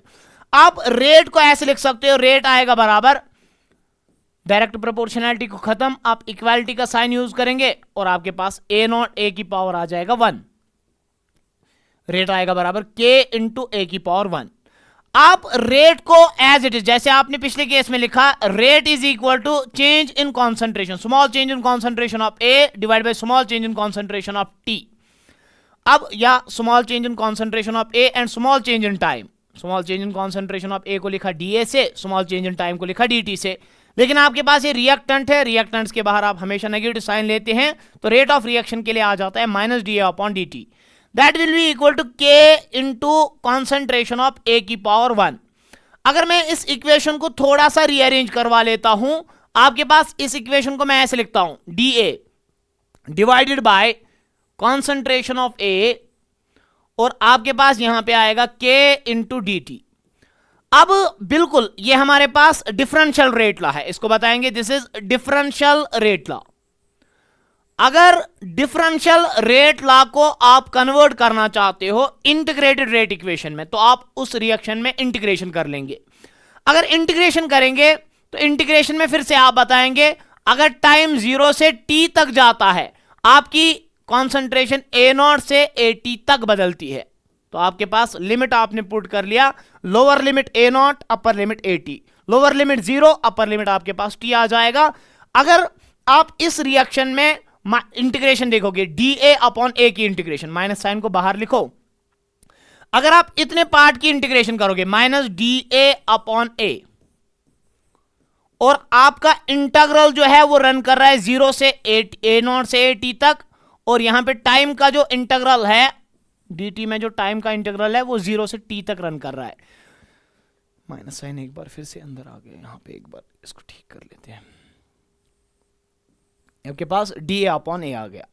अगर इस वाले पार्ट की तुम इंटीग्रेशन करोगे, डी एक्स बाय एक्स की जो इंटीग्रेशन आती है that is called as L N of X, ऐसे आपके पास डी ए अपॉन ए की इंटीग्रेशन आएगी एल एन ऑफ ए, और आपका जो इंटीग्रल है वो कहां से कहां जा रहा है, ए नॉट से जा रहा है ए टी तक, और यहां पे आप के इंटू आपके पास टाइम का जो इंटीग्रल, जब आप टाइम की इंटीग्रेशन डी ओ टी, ये इंटीग्रल आपस में कैंसल आउट हो जाएंगे, आपकी इंटीग्रेशन रन करेगी 0 से t तक, ऐसे आपके पास इक्वेशन आ जाएगी।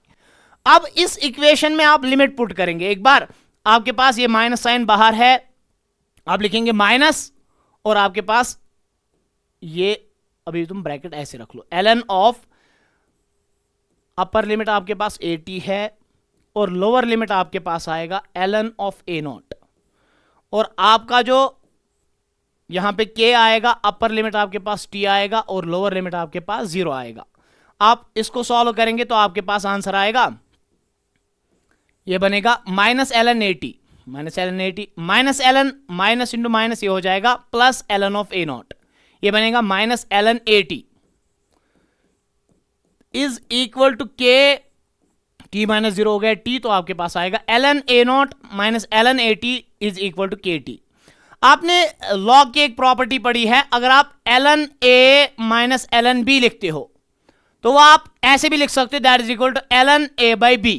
अप्रोक्सीमेटली आप यहां पे लिखोगे ln a minus ln b, that will be equal to ln of a naught upon a t is equal to के टी, इज इक्वल टू के टी। इसको तुम बोलते हैं integrated rate equation for first order kinetics, ln a naught minus ln a t is equal to के t. और इसका एक और फॉर्म भी हमारे पास आ जाता है, that is ln a naught upon a t is equal to के टी। आप ऐसे भी बता सकते हो या कोई ऐसे भी लिखे। अगर आप यहां पे a naught upon a t लिखते हो तो यहां पे अगर ln को इधर लाएंगे तो हमारे पास ये बनेगा e की पावर के टी। तो आपके पास और एक फॉर्म आ जाती है, that is a naught upon a t is equal to e की पावर के टी। तो आप जब फर्स्ट ऑर्डर काइनेटिक्स की इंटीग्रेटेड रेट इक्वेशन बनाते हो, that is equal to ln of a naught minus ln of a t is equal to के t. या तो ऐसी इक्वेशन आएगी, या तो आपके पास आएगा ln a naught by a t is equal to के टी, या तो आपके पास a naught by a t is equal to e की पावर के टी। ये हमारे पास इंटीग्रेटेड रेट इक्वेशंस की कई फॉर्म्स हमने बना ली। सिंपल रिएक्शन है तो बहुत टफ इसमें कुछ करना है नहीं। आपके पास पहले बनाया डिफरेंशियल रेट लॉ, इस डिफरेंशियल रेट लॉ को आपने इंटीग्रेशन की और इंटीग्रेशन में आपने देखा इनिशियल कॉन्सेंट्रेशन a नॉट और टाइम t पे concentration a t। Initial time आपके पास 0 और फाइनल टाइम आपके पास t है। आप इसमें इंटीग्रेशन करने के बाद आप फाइनल रिजल्ट पे पहुंच गए, that is ln a naught minus ln a t is equal to के टी। अब एक मिनट में अगर इसको बनाएंगे, डायरेक्टली हमें इक्वेशन याद रखनी है, अगर डायरेक्ट इक्वेशन के बारे में कभी सवाल आ गया। देखो जीरो ऑर्डर के लिए आपने इक्वेशन बनाई, जीरो ऑर्डर के लिए सिंपली इक्वेशन क्या बनाई थी, आपने बताया था सर a नॉट में से a t को माइनस करो आपको के टी मिलेगा। This is integrated rate equation for first order का जीरो ऑर्डर काइनेटिक्स। अब इन टर्म्स के आप आगे ln लगा लो तो ये बनेगा ln a naught minus ln a t। In terms के आगे आप ln लगा लो, एक बार ये आपके पास ln a नॉट ये बन गया ln a t और सिंपली यहां पे के टी रख लो, ये आपके पास फर्स्ट ऑर्डर की इंटीग्रेटेड रेट इक्वेशन आ जाती है। वो जीरो ऑर्डर रिएक्शन की इंटीग्रेटेड रेट इक्वेशन जो है that is a naught minus a t is equal to के टी, और आपके पास ln a naught minus ln a t is equal to के टी। अब अगर यहां पे हाफ लाइफ की बात करेंगे, फर्स्ट ऑर्डर रिएक्शन की हाफ लाइफ, तो हाफ लाइफ को अभी हमने डिस्कस किया कि हाफ लाइफ टाइम वो टाइम होता है जिस टाइम में आपकी इनिशियल कॉन्सेंट्रेशन हाफ तक पहुंच जाती है, या ऐसे बता दिया कि अगर आपका इनिशियल अमाउंट हाफ तक पहुंचता है that is called as half life time, और जिस हाफ लाइफ टाइम को तुम यहां पे रिप्रेजेंट कर रहे हो टी हाफ से।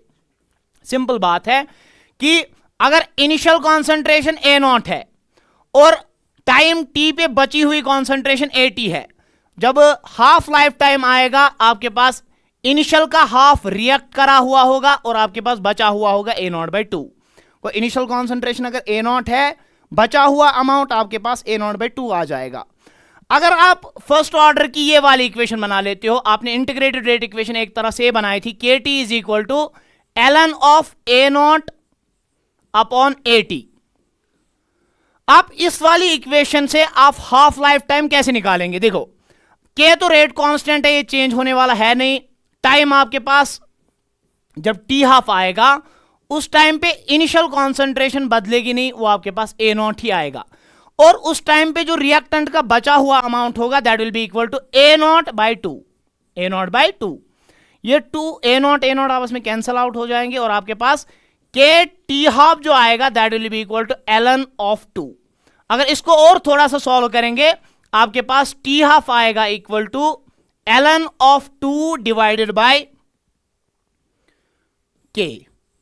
आप इस ln टू को लिख सकते हो ना 2.303 लॉग, ln टू को लिख सकते हो 2.303 लॉग ऑफ टू। तो आप टी हाफ को एज लिख सकते हो, ln के बदले लिखोगे 2.303 लॉग, और उसके बाद टू तो टू ही रहेगा, ln के बदले मैंने लिखा 2.303 लॉग अपॉन के, और टी हाफ बराबर आएगा, देखो लॉग 2 इज इक्वल टू 0.3। आप इसको जब 0.3 को 2.303 से मल्टीप्लाई करोगे वो आपके पास आएगा 0.693 अपॉन के। देखो यहां से एक बेहतरीन रिजल्ट आ गया, क्योंकि आपने देखा जो जीरो ऑर्डर काइनेटिक्स होती है, वहां पे जो हाफ लाइफ टाइम होती है that is inversely proportional to, that is directly proportional to initial concentration. लेकिन जब आप जीरो ऑर्डर काइनेटिक्स में, ये फर्स्ट ऑर्डर काइनेटिक्स में पहुंच गए, आपने ये बताया टी हाफ का कोई कॉन्सेंट्रेशन के साथ वास्ता ही नहीं होता है।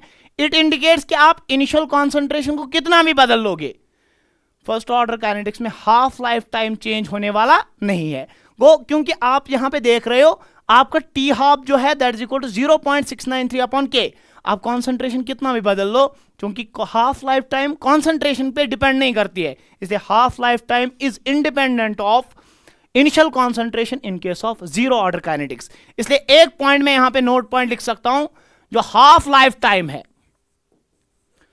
जीरो ऑर्डर या फर्स्ट ऑर्डर काइनेटिक्स में, जो हाफ लाइफ टाइम होता है is independent of initial concentration. लेकिन किस ऑर्डर रिएक्शन में? फर्स्ट ऑर्डर रिएक्शन में half life time is independent of initial concentration in first order reactions. First order reactions, ऐसा आपके पास ऑब्जेक्टिव में क्वेश्चन मिल सकता है। वो कौन सी ऑर्डर रिएक्शन होती है जहां पे हाफ लाइफ टाइम जो होता है that is independent of initial concentration? वो हमारे पास होती है जीरो ऑर्डर रिएक्शन। वो आपके पास सिंपल जीरो ऑर्डर काइनेटिक्स की अगर इक्वेशन है A naught minus A T is equal to के टी, फर्स्ट ऑर्डर में कुछ नहीं करना, इस ए नॉट को आगे एल एन लगाओ, ए टी को आगे एल एन लगाओ, तो आपके पास ये बनता है L N A naught minus L N A T is equal to के टी। हाफ लाइफ टाइम आपने निकाल लिया, that is equal to T half आ गया बराबर 0.693 अपॉन के। और आपने देखा यहां पे हाफ लाइफ टाइम जो है वो इनिशियल कॉन्सेंट्रेशन पे डिपेंड ही नहीं करता है, तो हमने लिखा half life time is independent of initial concentration in case of first order reactions. ऐसा आपके पास एक स्टेटमेंट आ गया, डन। अब हम और नेक्स्ट सवाल की आ जाते हैं। ये हमारे पास 8वां सवाल है, what is the effect of temperature on reaction rates and explain Arrhenius equation. देखो आपके पास जब रिएक्शंस में टेम्परेचर को अल्टर करा जाता है, जब रिएक्शंस में टेम्परेचर की वेरिएशन होती है, तो क्या रिएक्शंस की रेट्स पे इफेक्ट पॉजिटिव आ जाता है, क्या रिएक्शन की रेट्स पे इफेक्ट नेगेटिव आता है? उसको हम एक बार पढ़ने जा रहे हैं। देखो मैं एक जनरल सा स्टेटमेंट लिखता हूं, जनरली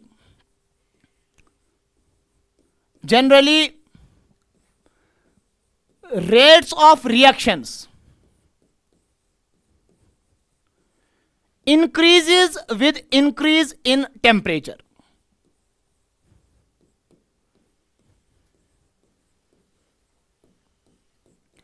अगर आप रिएक्शंस में टेम्परेचर को बढ़ा देते हो, टेम्परेचर के बढ़ने से आपकी रिएक्शन की जो रेट है वो भी बढ़ जाती है। ऐसा क्यों? क्योंकि अगर आप किसी भी रिएक्शन में टेम्परेचर को बढ़ा लेते हो, टेम्परेचर के बढ़ने से काइनेटिक एनर्जी बढ़ जाती है, और जब काइनेटिक एनर्जी बढ़ जाती है आपके रिएक्टेंट्स के बीच कोलिजन्स बढ़ जाते हैं, और अगर कोलिजन्स बढ़ जाते हैं, कोलिजन्स बढ़ने से आपके इफेक्टिव कोलिजन्स भी बढ़ सकते हैं, और जब इफेक्टिव कोलिजन्स बढ़ते हैं, इफेक्टिव कोलिजन से आपकी रिएक्शन की जो ओवरऑल रेट होती है वो रेट भी बढ़ जाती है। वो टेम्परेचर बढ़ाने से एक्चुअल में काइनेटिक एनर्जी बढ़ती है, और काइनेटिक एनर्जी जब बढ़ती है तो ओवरऑल कोलिजन फ्रीक्वेंसी बढ़ती है, हम सिंपली बोलेंगे कोलिजन्स बढ़ते हैं, और जब कोलिजन्स बढ़ेंगे ओवरऑल इफेक्टिव कोलिजन्स भी बढ़ जाएंगे, और जब इफेक्टिव कोलिजन्स बढ़ेंगे आपके पास रेट ऑफ रिएक्शन भी बढ़ जाती है। अब जो टेम्परेचर का इफेक्ट देखा गया है वो डायरेक्टली रेट ऑफ रिएक्शन पे नहीं होता है, टेम्परेचर बढ़ाने से एक्चुअल में रेट कांस्टेंट बढ़ता है, और जब रिएक्शंस में रेट कांस्टेंट बढ़ता है, rate of reaction rate constant के बढ़ने से भी इंक्रीज ही हो जाती है। वो एक्चुअल में क्या होता है, टेम्परेचर बढ़ाने से आपका रेट कांस्टेंट बढ़ता है, के का मतलब हो गया रेट कांस्टेंट, और अगर रेट कांस्टेंट इनडायरेक्टली आपके पास रेट कांस्टेंट इनिशियली बढ़ गया, डायरेक्टली रेट नहीं बढ़ती है, टेम्परेचर के बढ़ाने से डायरेक्टली रेट नहीं बढ़ती है, टेम्परेचर के बढ़ाने से इनिशियली रेट कांस्टेंट बढ़ गया, और रेट कांस्टेंट जब बढ़ जाता है किसी रिएक्शन का, इट इंडिकेट्स कि उस रिएक्शन की जो रेट ऑफ रिएक्शन है वो भी बढ़ जाती है। और आपकी बुक में लिखा है, टेक्स्ट बुक में लिखा है, अगर किसी भी रिएक्शन में 10 डिग्री का टेम्परेचर बढ़ाया जाएगा तो रिएक्शन की रेट जो है वो अप्रोक्सीमेटली डबल से लेकर ट्रिपल तक हो जाती है। इसलिए मैं नेक्स्ट पॉइंट लिखूंगा, on increasing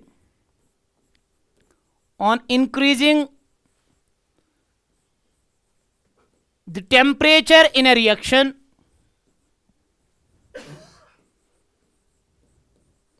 by 10 degree Celsius, या उसका मतलब 10 केल्विन भी हो गया। अगर आप किसी रिएक्शन में 10 डिग्री सेल्सियस का टेम्परेचर बढ़ाते हो या 10 केल्विन का टेम्परेचर बढ़ाते हो, rate of reaction becomes almost double और ट्रिपल, ऑलमोस्ट डबल और समटाइम्स ट्रिपल भी हो सकती है, और समटाइम्स ट्रिपल।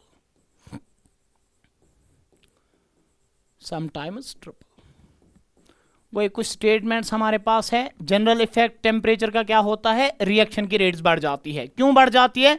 क्योंकि काइनेटिक एनर्जी बढ़ती है, इफेक्टिव कोलिजन्स बढ़ते हैं और रेट ऑफ रिएक्शन उसकी वजह से बढ़ जाती है। लेकिन टेम्परेचर का effect directly rate of reaction पे नहीं देखा गया है। इनिशियली आपके पास इसकी वजह से रेट कांस्टेंट बढ़ता है, और जो ही रेट कांस्टेंट बढ़ता है आपके पास रेट ऑफ रिएक्शन भी बढ़ जाती है। और ऐसा एक स्टेटमेंट है कि अगर आप रिएक्शंस में टेम्परेचर 10 डिग्री सेल्सियस या 10 केल्विन से बढ़ाते हो तो आपके पास rate of reaction almost double हो जाती है, और कुछ रिएक्शंस में 10 डिग्री के टेम्परेचर इंक्रीज से रिएक्शन की रेट ट्रिपल भी हो सकती है। अब उसके बाद हमारे पास नेक्स्ट आता है एक coefficient, that is called as thermal coefficient. Thermal coefficient, what is thermal coefficient, उसको एक बार समझते हैं। जो थर्मल कोफिशिएंट होता है, it is the ratio of two rate constants.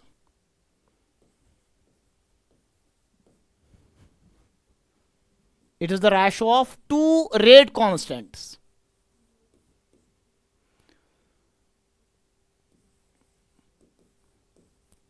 differing by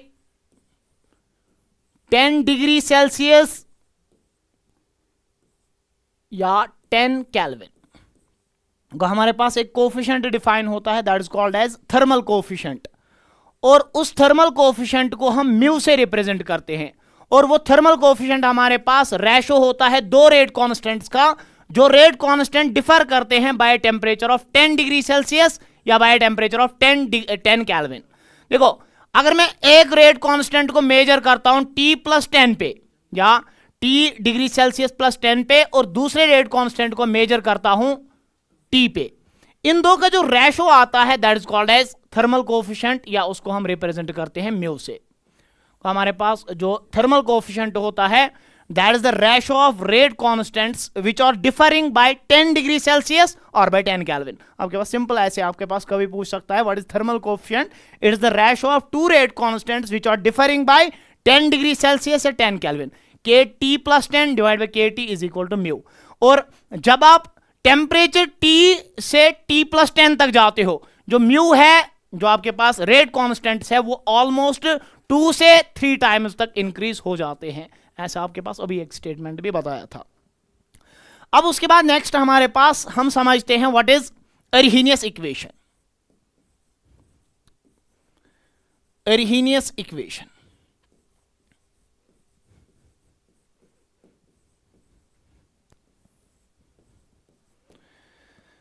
देखो अरहीनियस इक्वेशन हमारे पास क्या बोलती है उसको एक बार समझते हैं। अरहीनियस इक्वेशन जो है वो एक एम्पिरिकल इक्वेशन है that explains the effect of temperature.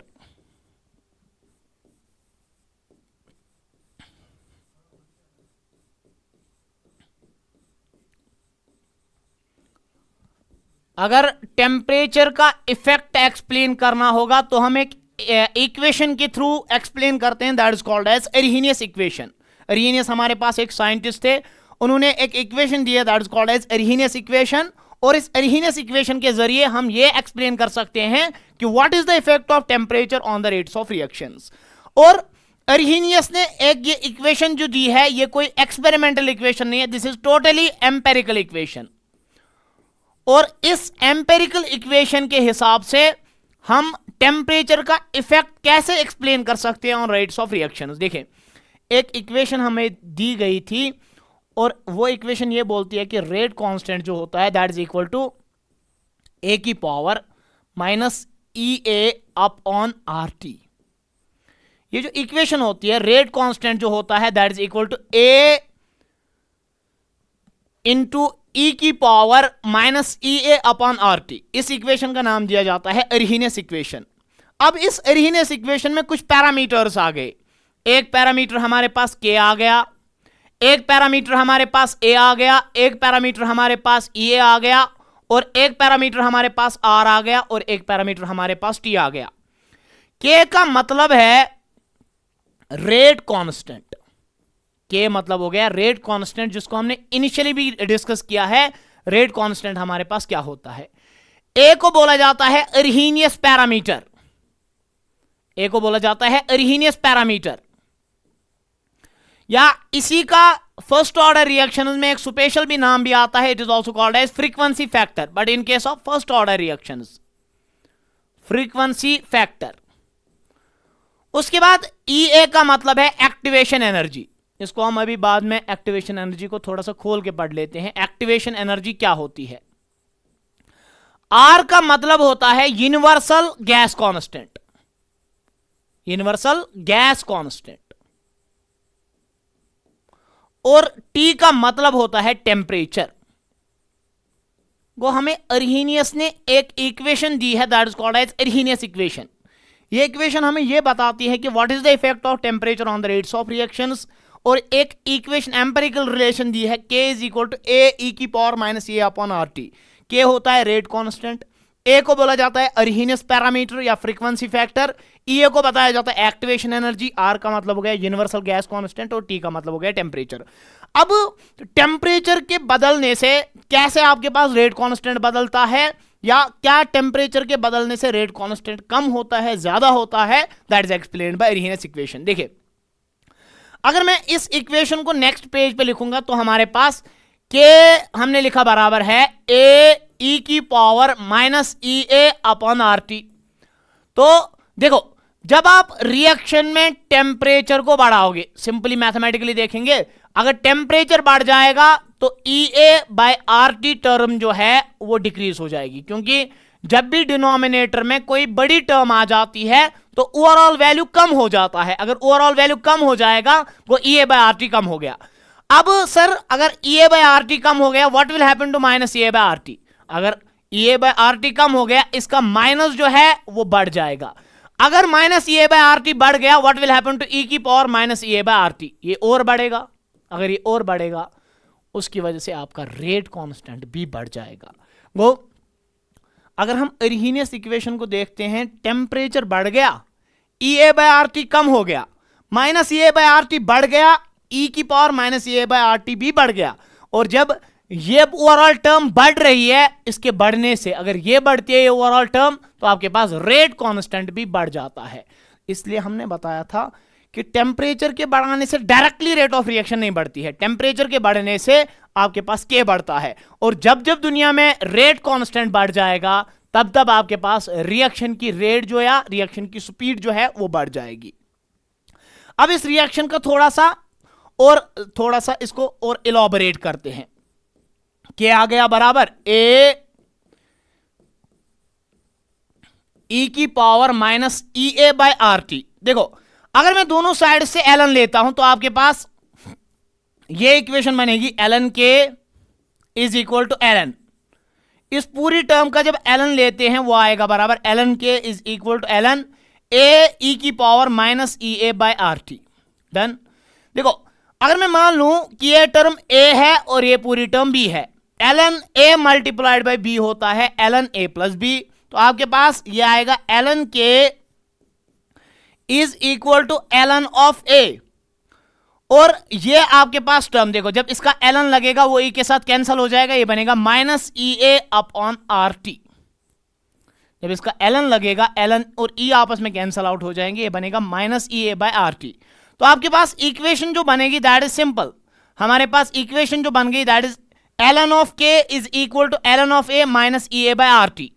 अगर मैं अब ये देखना चाहता हूं कि आपके पास ln of k versus 1/t का प्लॉट कैसे आ जाएगा, अगर एग्जाम में ऐसा क्वेश्चन आ गया कि Elon of k versus 1/t का प्लॉट कैसे आ जाएगा, देखो ये सिंपल हमारे पास स्ट्रेट लाइन इक्वेशन है। देख लें, अगर ये मेरे पास इसको मैं मानता हूं y, ये हमारे पास c इंटरसेप्ट आ जाएगा और minus E a by R हमारे पास स्लोप आ जाएगा, और 1/t को आप यहां पे प्लॉट कर रहे हो एक्स एक्सिस पे।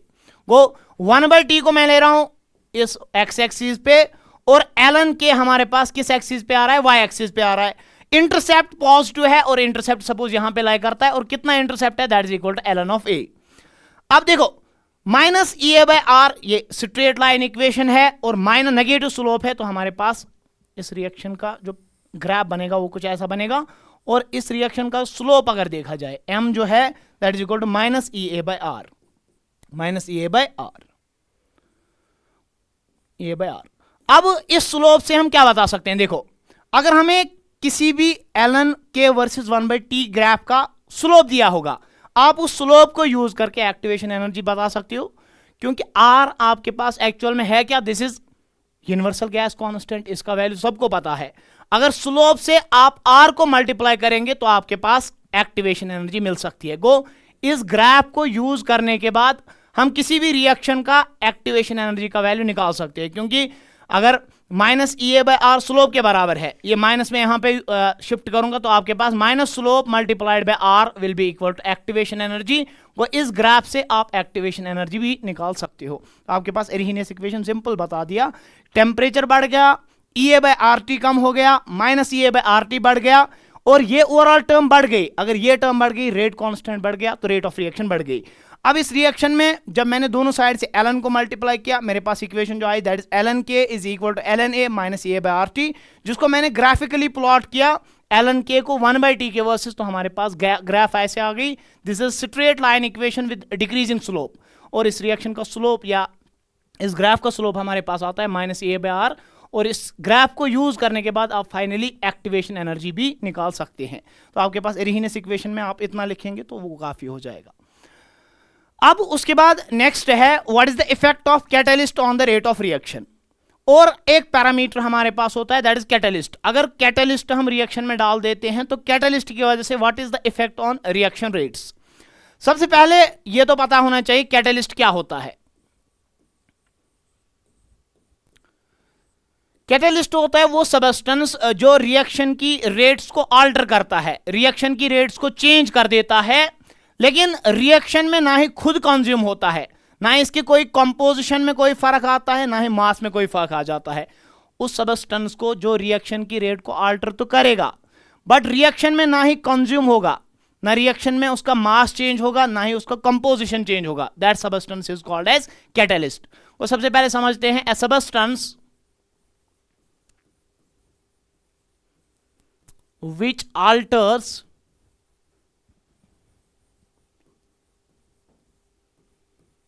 the reaction rates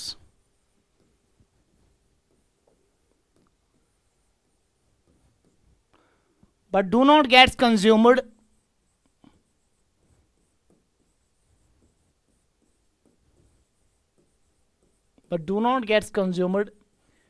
in mass and composition।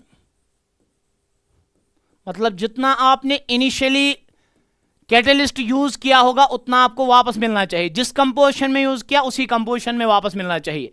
A substance which alters the reaction rates but do not gets consumed in composition और mass, that substance is called as catalyst. अब catalyst हमारे पास दो तरह के होते हैं। कुछ सबस्टेंसेस जो होते हैं, कुछ कैटलिस्ट जो होते हैं वो रेट ऑफ रिएक्शन को बढ़ा देते हैं, उन कैटलिस्ट्स को नाम दिया जाता है पॉजिटिव कैटलिस्ट। बहुत सिंपल है, वो सबस्टेंस वो कैटलिस्ट जो रिएक्शन की रेट को बढ़ा देता है उसको बताया जाता है पॉजिटिव कैटलिस्ट। अब कुछ कैटलिस्ट्स ऐसे भी होते हैं जो रिएक्शन की रेट को कम कर देते हैं, ऐसे कैटलिस्ट्स को बताया जाता है नेगेटिव कैटलिस्ट्स, और उनका बुक्स में और भी नाम लिखा है, they are also called as inhibitors, क्योंकि वो रिएक्शन की रेट को इनहिबिट करते हैं या वो रिएक्शन के लिए पॉइजन का काम करते हैं, इसलिए या तो नाम आ जाएगा पॉइजनस या तो नाम आएगा इनहिबिटर्स। अब कैटलिस्ट कैसे रिएक्शन की रेट्स को बढ़ाता है, क्योंकि हम मोस्टली बात करते हैं वो कैटलिस्ट जो रिएक्शन की रेट्स को बढ़ा देते हैं, क्योंकि हमारा मकसद ही होता है किसी भी तरह से रिएक्शन की रेट को बढ़ाना। तो वहां पे काम करते हैं हमारे पॉजिटिव कैटलिस्ट्स। वो पॉजिटिव कैटलिस्ट्स कैसे रिएक्शन की रेट को बढ़ा देते हैं, देखें देखो कैटलिस्ट सब्सटेंस जो होता है वो रिएक्शन की पाथ को चेंज करता है, वो रिएक्शन को उस पाथ से ले जाता है जिस पाथ से एक्टिवेशन एनर्जी कम होती है।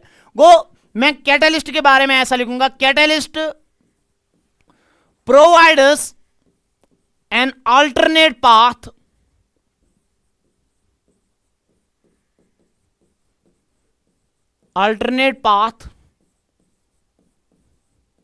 of lower activation energy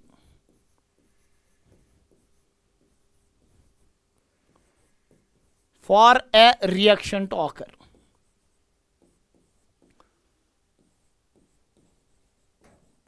देखो वो कैटलिस्ट हमारे पास रिएक्शन की पाथ को ही चेंज कर देता है। अगर रिएक्शन की पाथ मतलब रिएक्शन की पाथ ऐसी थी जिस पाथ में एक्टिवेशन एनर्जी ज्यादा थी, कैटलिस्ट क्या काम कर देता है, कैटलिस्ट रिएक्शन का जो पाथवे है उसको चेंज कर देता है, रिएक्शन को उस पाथ से ले जाता है जिस पाथ से एक्टिवेशन एनर्जी कम होती है।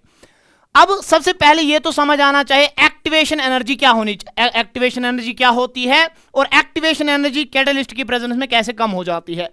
सबसे पहले एक्टिवेशन एनर्जी का मतलब समझते हैं, लेकिन उससे पहले हमें समझना पड़ेगा एक graph.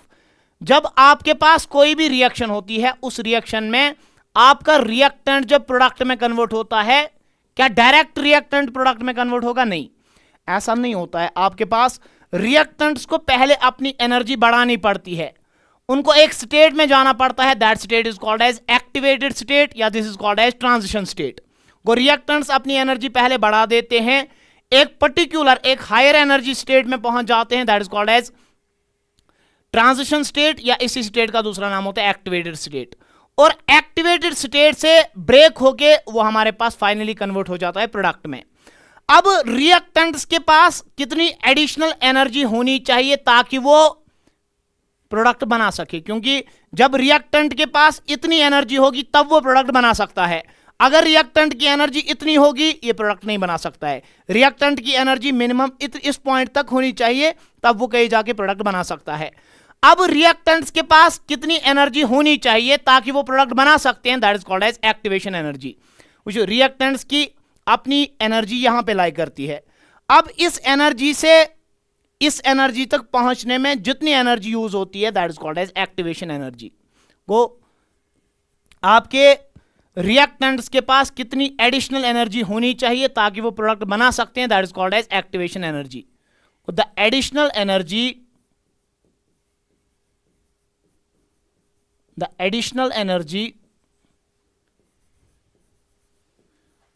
which the reactant must possess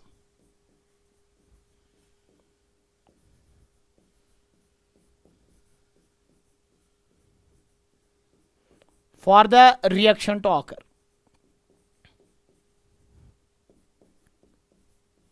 that energy is called as activation energy। तो आपके रिएक्टेंट्स के पास कितनी एडिशनल एनर्जी होनी चाहिए ताकि वो प्रोडक्ट बना सकते हैं, that is called as activation energy. अब कैटलिस्ट क्या काम करता है, रिएक्शन के पाथ को मोड़ देता है, रिएक्शन को उस पाथ से ले जाता है जहां से एक्टिवेशन एनर्जी कम होती है। सपोज मैं नेक्स्ट पेज पे दिखाता हूं कि एक्टिवेशन एनर्जी कैसे कम होती है इन प्रेजेंस ऑफ कैटलिस्ट। आप अगर नेक्स्ट स्लाइड पे मूव करेंगे तो हमारे पास अगर रिएक्शन ये है, इस रिएक्शन में आपका रिएक्टेंट जो है जो ही प्रोडक्ट में कन्वर्ट हो जाता है तो आपके पास इतनी एनर्जी आपके रिएक्टेंट के पास होनी चाहिए ताकि वो प्रोडक्ट बना सकता है, इतनी एनर्जी होनी चाहिए। यह है activation energy in absence of catalyst. यह है activation energy in absence of catalyst. और जब रिएक्शन में कैटलिस्ट आ जाता है तो कैटलिस्ट रिएक्शन को इस पाथवे से नहीं ले जाता है। कैटलिस्ट क्या काम करता है, वो रिएक्शन को उस पाथ से ले जाएगा जिस पाथ से एक्टिवेशन एनर्जी कम होगी। वो रिएक्शन को बोलेगा आप इस पाथ से जाएंगे जिस पाथ से आपका एक्टिवेशन बैरियर कम होगा। अगर ये वाली पाथ देखी जाए, यहां पे रिएक्टेंट्स को इतनी एनर्जी बढ़ानी है उसके बाद प्रोडक्ट में कन्वर्ट हो सकता है। वो आपके पास ये जो EA डैश है ये activation energy in presence of catalyst है, इन प्रेजेंस ऑफ कैटलिस्ट। वो कैटलिस्ट के इंट्रोडक्शन से हमने देखा कि जो एक्टिवेशन बैरियर है वो कम हो गया। अगर एक्टिवेशन बैरियर कम होगा, रिएक्टेंट्स को अब कम एनर्जी बढ़ानी है, वो डायरेक्टली प्रोडक्ट में जाएंगे। अगर कैटलिस्ट इंट्रोड्यूस नहीं करेंगे तो आपकी रिएक्शन में रिएक्टेंट को पहले एनर्जी इतनी बढ़ानी है उसके बाद वो प्रोडक्ट बना सकते हैं। सारे रिएक्टेंट्स इतनी एनर्जी नहीं बढ़ा सकते हैं, लेकिन आपके अगर इतना एक्टिवेशन बैरियर है तो आपके बहुत सारे मॉलिक्यूल्स की एक्टिवेशन एनर्जी इतनी हो सकती है, वो प्रोडक्ट में कन्वर्ट हो सकते हैं। तो ऐसे आपके पास इस ग्राफ को भी एक बार बना लेंगे। अब उसके बाद जो नेक्स्ट सवाल आ जाता है, that is in zero order reactions if the initial concentration of reactant is 1.0 molar and the rate constant is 10 molar per second, आपको बताना है find the concentration of left after 10 seconds. बहुत आसान सा सवाल है। आपके जीरो ऑर्डर रिएक्शन में इनिशियल कॉन्सेंट्रेशन A0 जो है that is equal to 1.0 molar, और चूंकि हम ये जानते हैं अगर यूनिट अगर मेंशन नहीं किया होता है जीरो ऑर्डर, आप रेट कांस्टेंट की यूनिट से भी पहचान लेते हैं कि ये किस ऑर्डर की रिएक्शन है। चूंकि आपका रेट कांस्टेंट जो है दैट इज 10 मोलर पर सेकंड, इसको आप लिख सकते हो, और 10 इसमें कई गड़बड़ है, रेट कांस्टेंट आपके पास, हाँ 10 ही मान लेते हैं, आपके पास 10 मोल पर लीटर पर सेकंड आपके पास यूनिट आ जाता है रेट कांस्टेंट का। आपको बताना है 10 सेकंड के बाद आपके पास रिएक्टेंट की कॉन्सेंट्रेशन कितनी बची होगी। आपके पास जब 10 सेकंड का टाइम होगा उसके बाद आपके पास रिएक्टेंट की बची हुई कॉन्सेंट्रेशन कितनी होगी, AT मतलब हो गया 10 सेकंड के बाद कितनी कॉन्सेंट्रेशन बची है, और टाइम भी आपको मेंशन किया हुआ है 10 सेकंड। तो आपके पास इस क्वेश्चन का आंसर बहुत आसान हो जाएगा, क्योंकि फर्स्ट ऑर्डर रिएक्शंस में जो आपके पास इक्वेशन आ जाती है that is A0 minus AT is equal to KT। Initial concentration आपके पास 1.0 मोलर है, आपको बताना है बची हुई कॉन्सेंट्रेशन 10 सेकंड के बाद कितनी होगी, that is equal to AT, और आपके पास रेट कांस्टेंट जो दिया हुआ है दैट इज 10 मोल पर लीटर पर सेकंड, या आप लिख सकते हो मोल पर लीटर के बदले मोलर भी लिख सकते हो, और टाइम आपके पास दिया हुआ है 10 सेकंड। आपके पास अगर इस क्वेश्चन को सॉल्व करेंगे आएगा 1 माइनस 0 माइनस AT, यह आपके पास आएगा 100, लेकिन ये सेकंड और ये सेकंड आपस में कैंसिल हो जाएंगे, तो आपके पास ये होगा 100 मोल पर लीटर।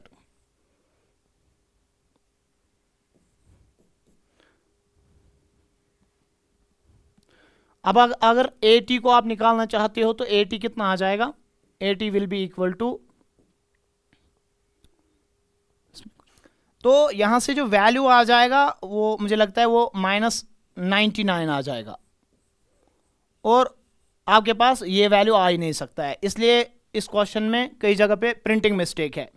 तो आपके पास मुझे ऐसा लगता है कि अगर हम रेट कांस्टेंट का वैल्यू यहाँ पे अगर 10 मोल पर लीटर पर सेकंड के बदले 10 की पावर -2 रख लेते हैं, तो आपके पास, आप रेट कांस्टेंट को देखें, इसको चेंज करते जाएंगे, आपके पास अगर रेट कांस्टेंट यहाँ पे 10 की पावर -2 आ जाएगा, और आपका यहां से चेंज करना पड़ेगा थोड़ा सा इसको एक बारी, आपके पास ये हो जाएगा 10 की पावर -2 मल्टीप्लाइड बाय 10, वो हो जाएगा आपके पास अप्रोक्सीमेटली 10 की पावर -1। तो आपके पास यहां से AT आएगा 1/10 दैट इज इक्वल टू 0.1, और यहां से आप इसमें माइनस करेंगे तो आपका वैल्यू आएगा 0.9 मोल पर लीटर, यहां से आपके पास वैल्यू आ जाएगा। तो आप इस क्वेश्चन में एक थोड़ा सा चेंज करेंगे, माइनर सा चेंज है, आपको रेट कांस्टेंट को यहां पे 10 की पावर -2 मोल पर लीटर पर सेकंड लेना पड़ेगा। A का वैल्यू आप यहां पे 10 की पावर -2 रख लेंगे, आपके बाद उसके बाद क्वेश्चन का आंसर यहां से आ जाएगा। अब उसके बाद नेक्स्ट वाले क्वेश्चन की ओर चल लेते हैं एक बार। For a first order reaction, if the initial concentration is 1.0 and the concentration left after 10 minutes is 0.01 molar, देखो सब कुछ दिया हुआ है, इनिशियल कॉन्सेंट्रेशन 1.0 मोलर है और कॉन्सेंट्रेशन आफ्टर 10 मिनट्स इतनी दी हुई है, आपके पास ये बताना है फाइनल रेट कांस्टेंट कितना आ जाएगा। तो आपको फर्स्ट ऑर्डर की इक्वेशन याद करनी है, KT is equal to ln of A0 by AT। तो सिंपल सा है, आपको K निकालना है, आपका टाइम यहां से 10 मिनट्स दिया हुआ है, आप मिनट्स में रखेंगे या सेकंड्स में भी चेंज कर सकते हैं, आपके पास ये आ जाएगा ln A0, हमारे पास इनिशियल कॉन्सेंट्रेशन हमारे पास 1.0 है और आपके पास जो कॉन्सेंट्रेशन है टाइम t है दैट इज इक्वल टू 10 की पावर -2। आप ऐसा बता सकते हैं, आपके पास अगर ये आ जाता है 10 की पावर -1 आ जाएगा 0. हाँ ठीक है, तो आपके पास K आ जाएगा बराबर 1/10, आपके पास ये आ जाएगा ln ऑफ, या ऊपर आ जाएगा आपके पास ये बनेगा 1.0 इंटू 10 की पावर -2। आप इस 10 की पावर प्लस 2 आ जाएगा, तो के आपके पास आ जाएगा 1/10 ln, आपके पास ये आएगा 10 की पावर 2 आ जाएगा। आप इसको सॉल्व करेंगे, के आ जाएगा बराबर आपके पास 1/10, 2 ln के बदले आप लिखेंगे 2.303 लॉग, उसके बाद एक आएगा 10 की पावर 2। आप इसको सॉल्व करेंगे तो आपके पास आएगा के आएगा बराबर, ये 2 यहां आएगा, ये बनेगा 2/10 मल्टीप्लाइड बाय 2.303 लॉग ऑफ 10 आपके पास आ जाएगा 1 के बराबर। तो आप इस वैल्यू को सॉल्व करेंगे, आपके पास के का वैल्यू आएगा 2 मल्टीप्लाइड बाय वो आ जाएगा अप्रोक्सीमेटली 4.606 डिवाइडेड बाय 10, और यहां पे ये फर्स्ट ऑर्डर रिएक्शन है तो आपका रेट कांस्टेंट का यूनिट यहां से पर सेकंड आ जाएगा। तो आप इस वैल्यू को सॉल्व करेंगे, आपके पास यहां से जवाब रेट कांस्टेंट का आ जाएगा। अब यहां से जितने भी क्वेश्चंस थे वो खत्म हो गए। We will meet soon in the next lecture, ठीक है। आप इसको देखेंगे, इसको सॉल्व करेंगे।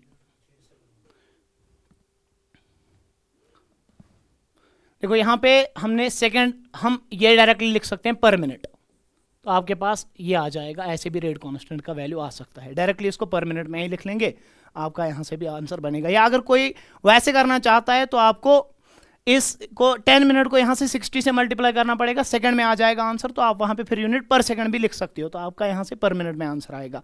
क्योंकि हमने टाइम को चेंज नहीं किया है, वहाँ से पर मिनट ही आंसर आ जाएगा। तो यहाँ से हमारा ये खत्म हो गया chemical kinetics. Will be soon meeting in the next lecture.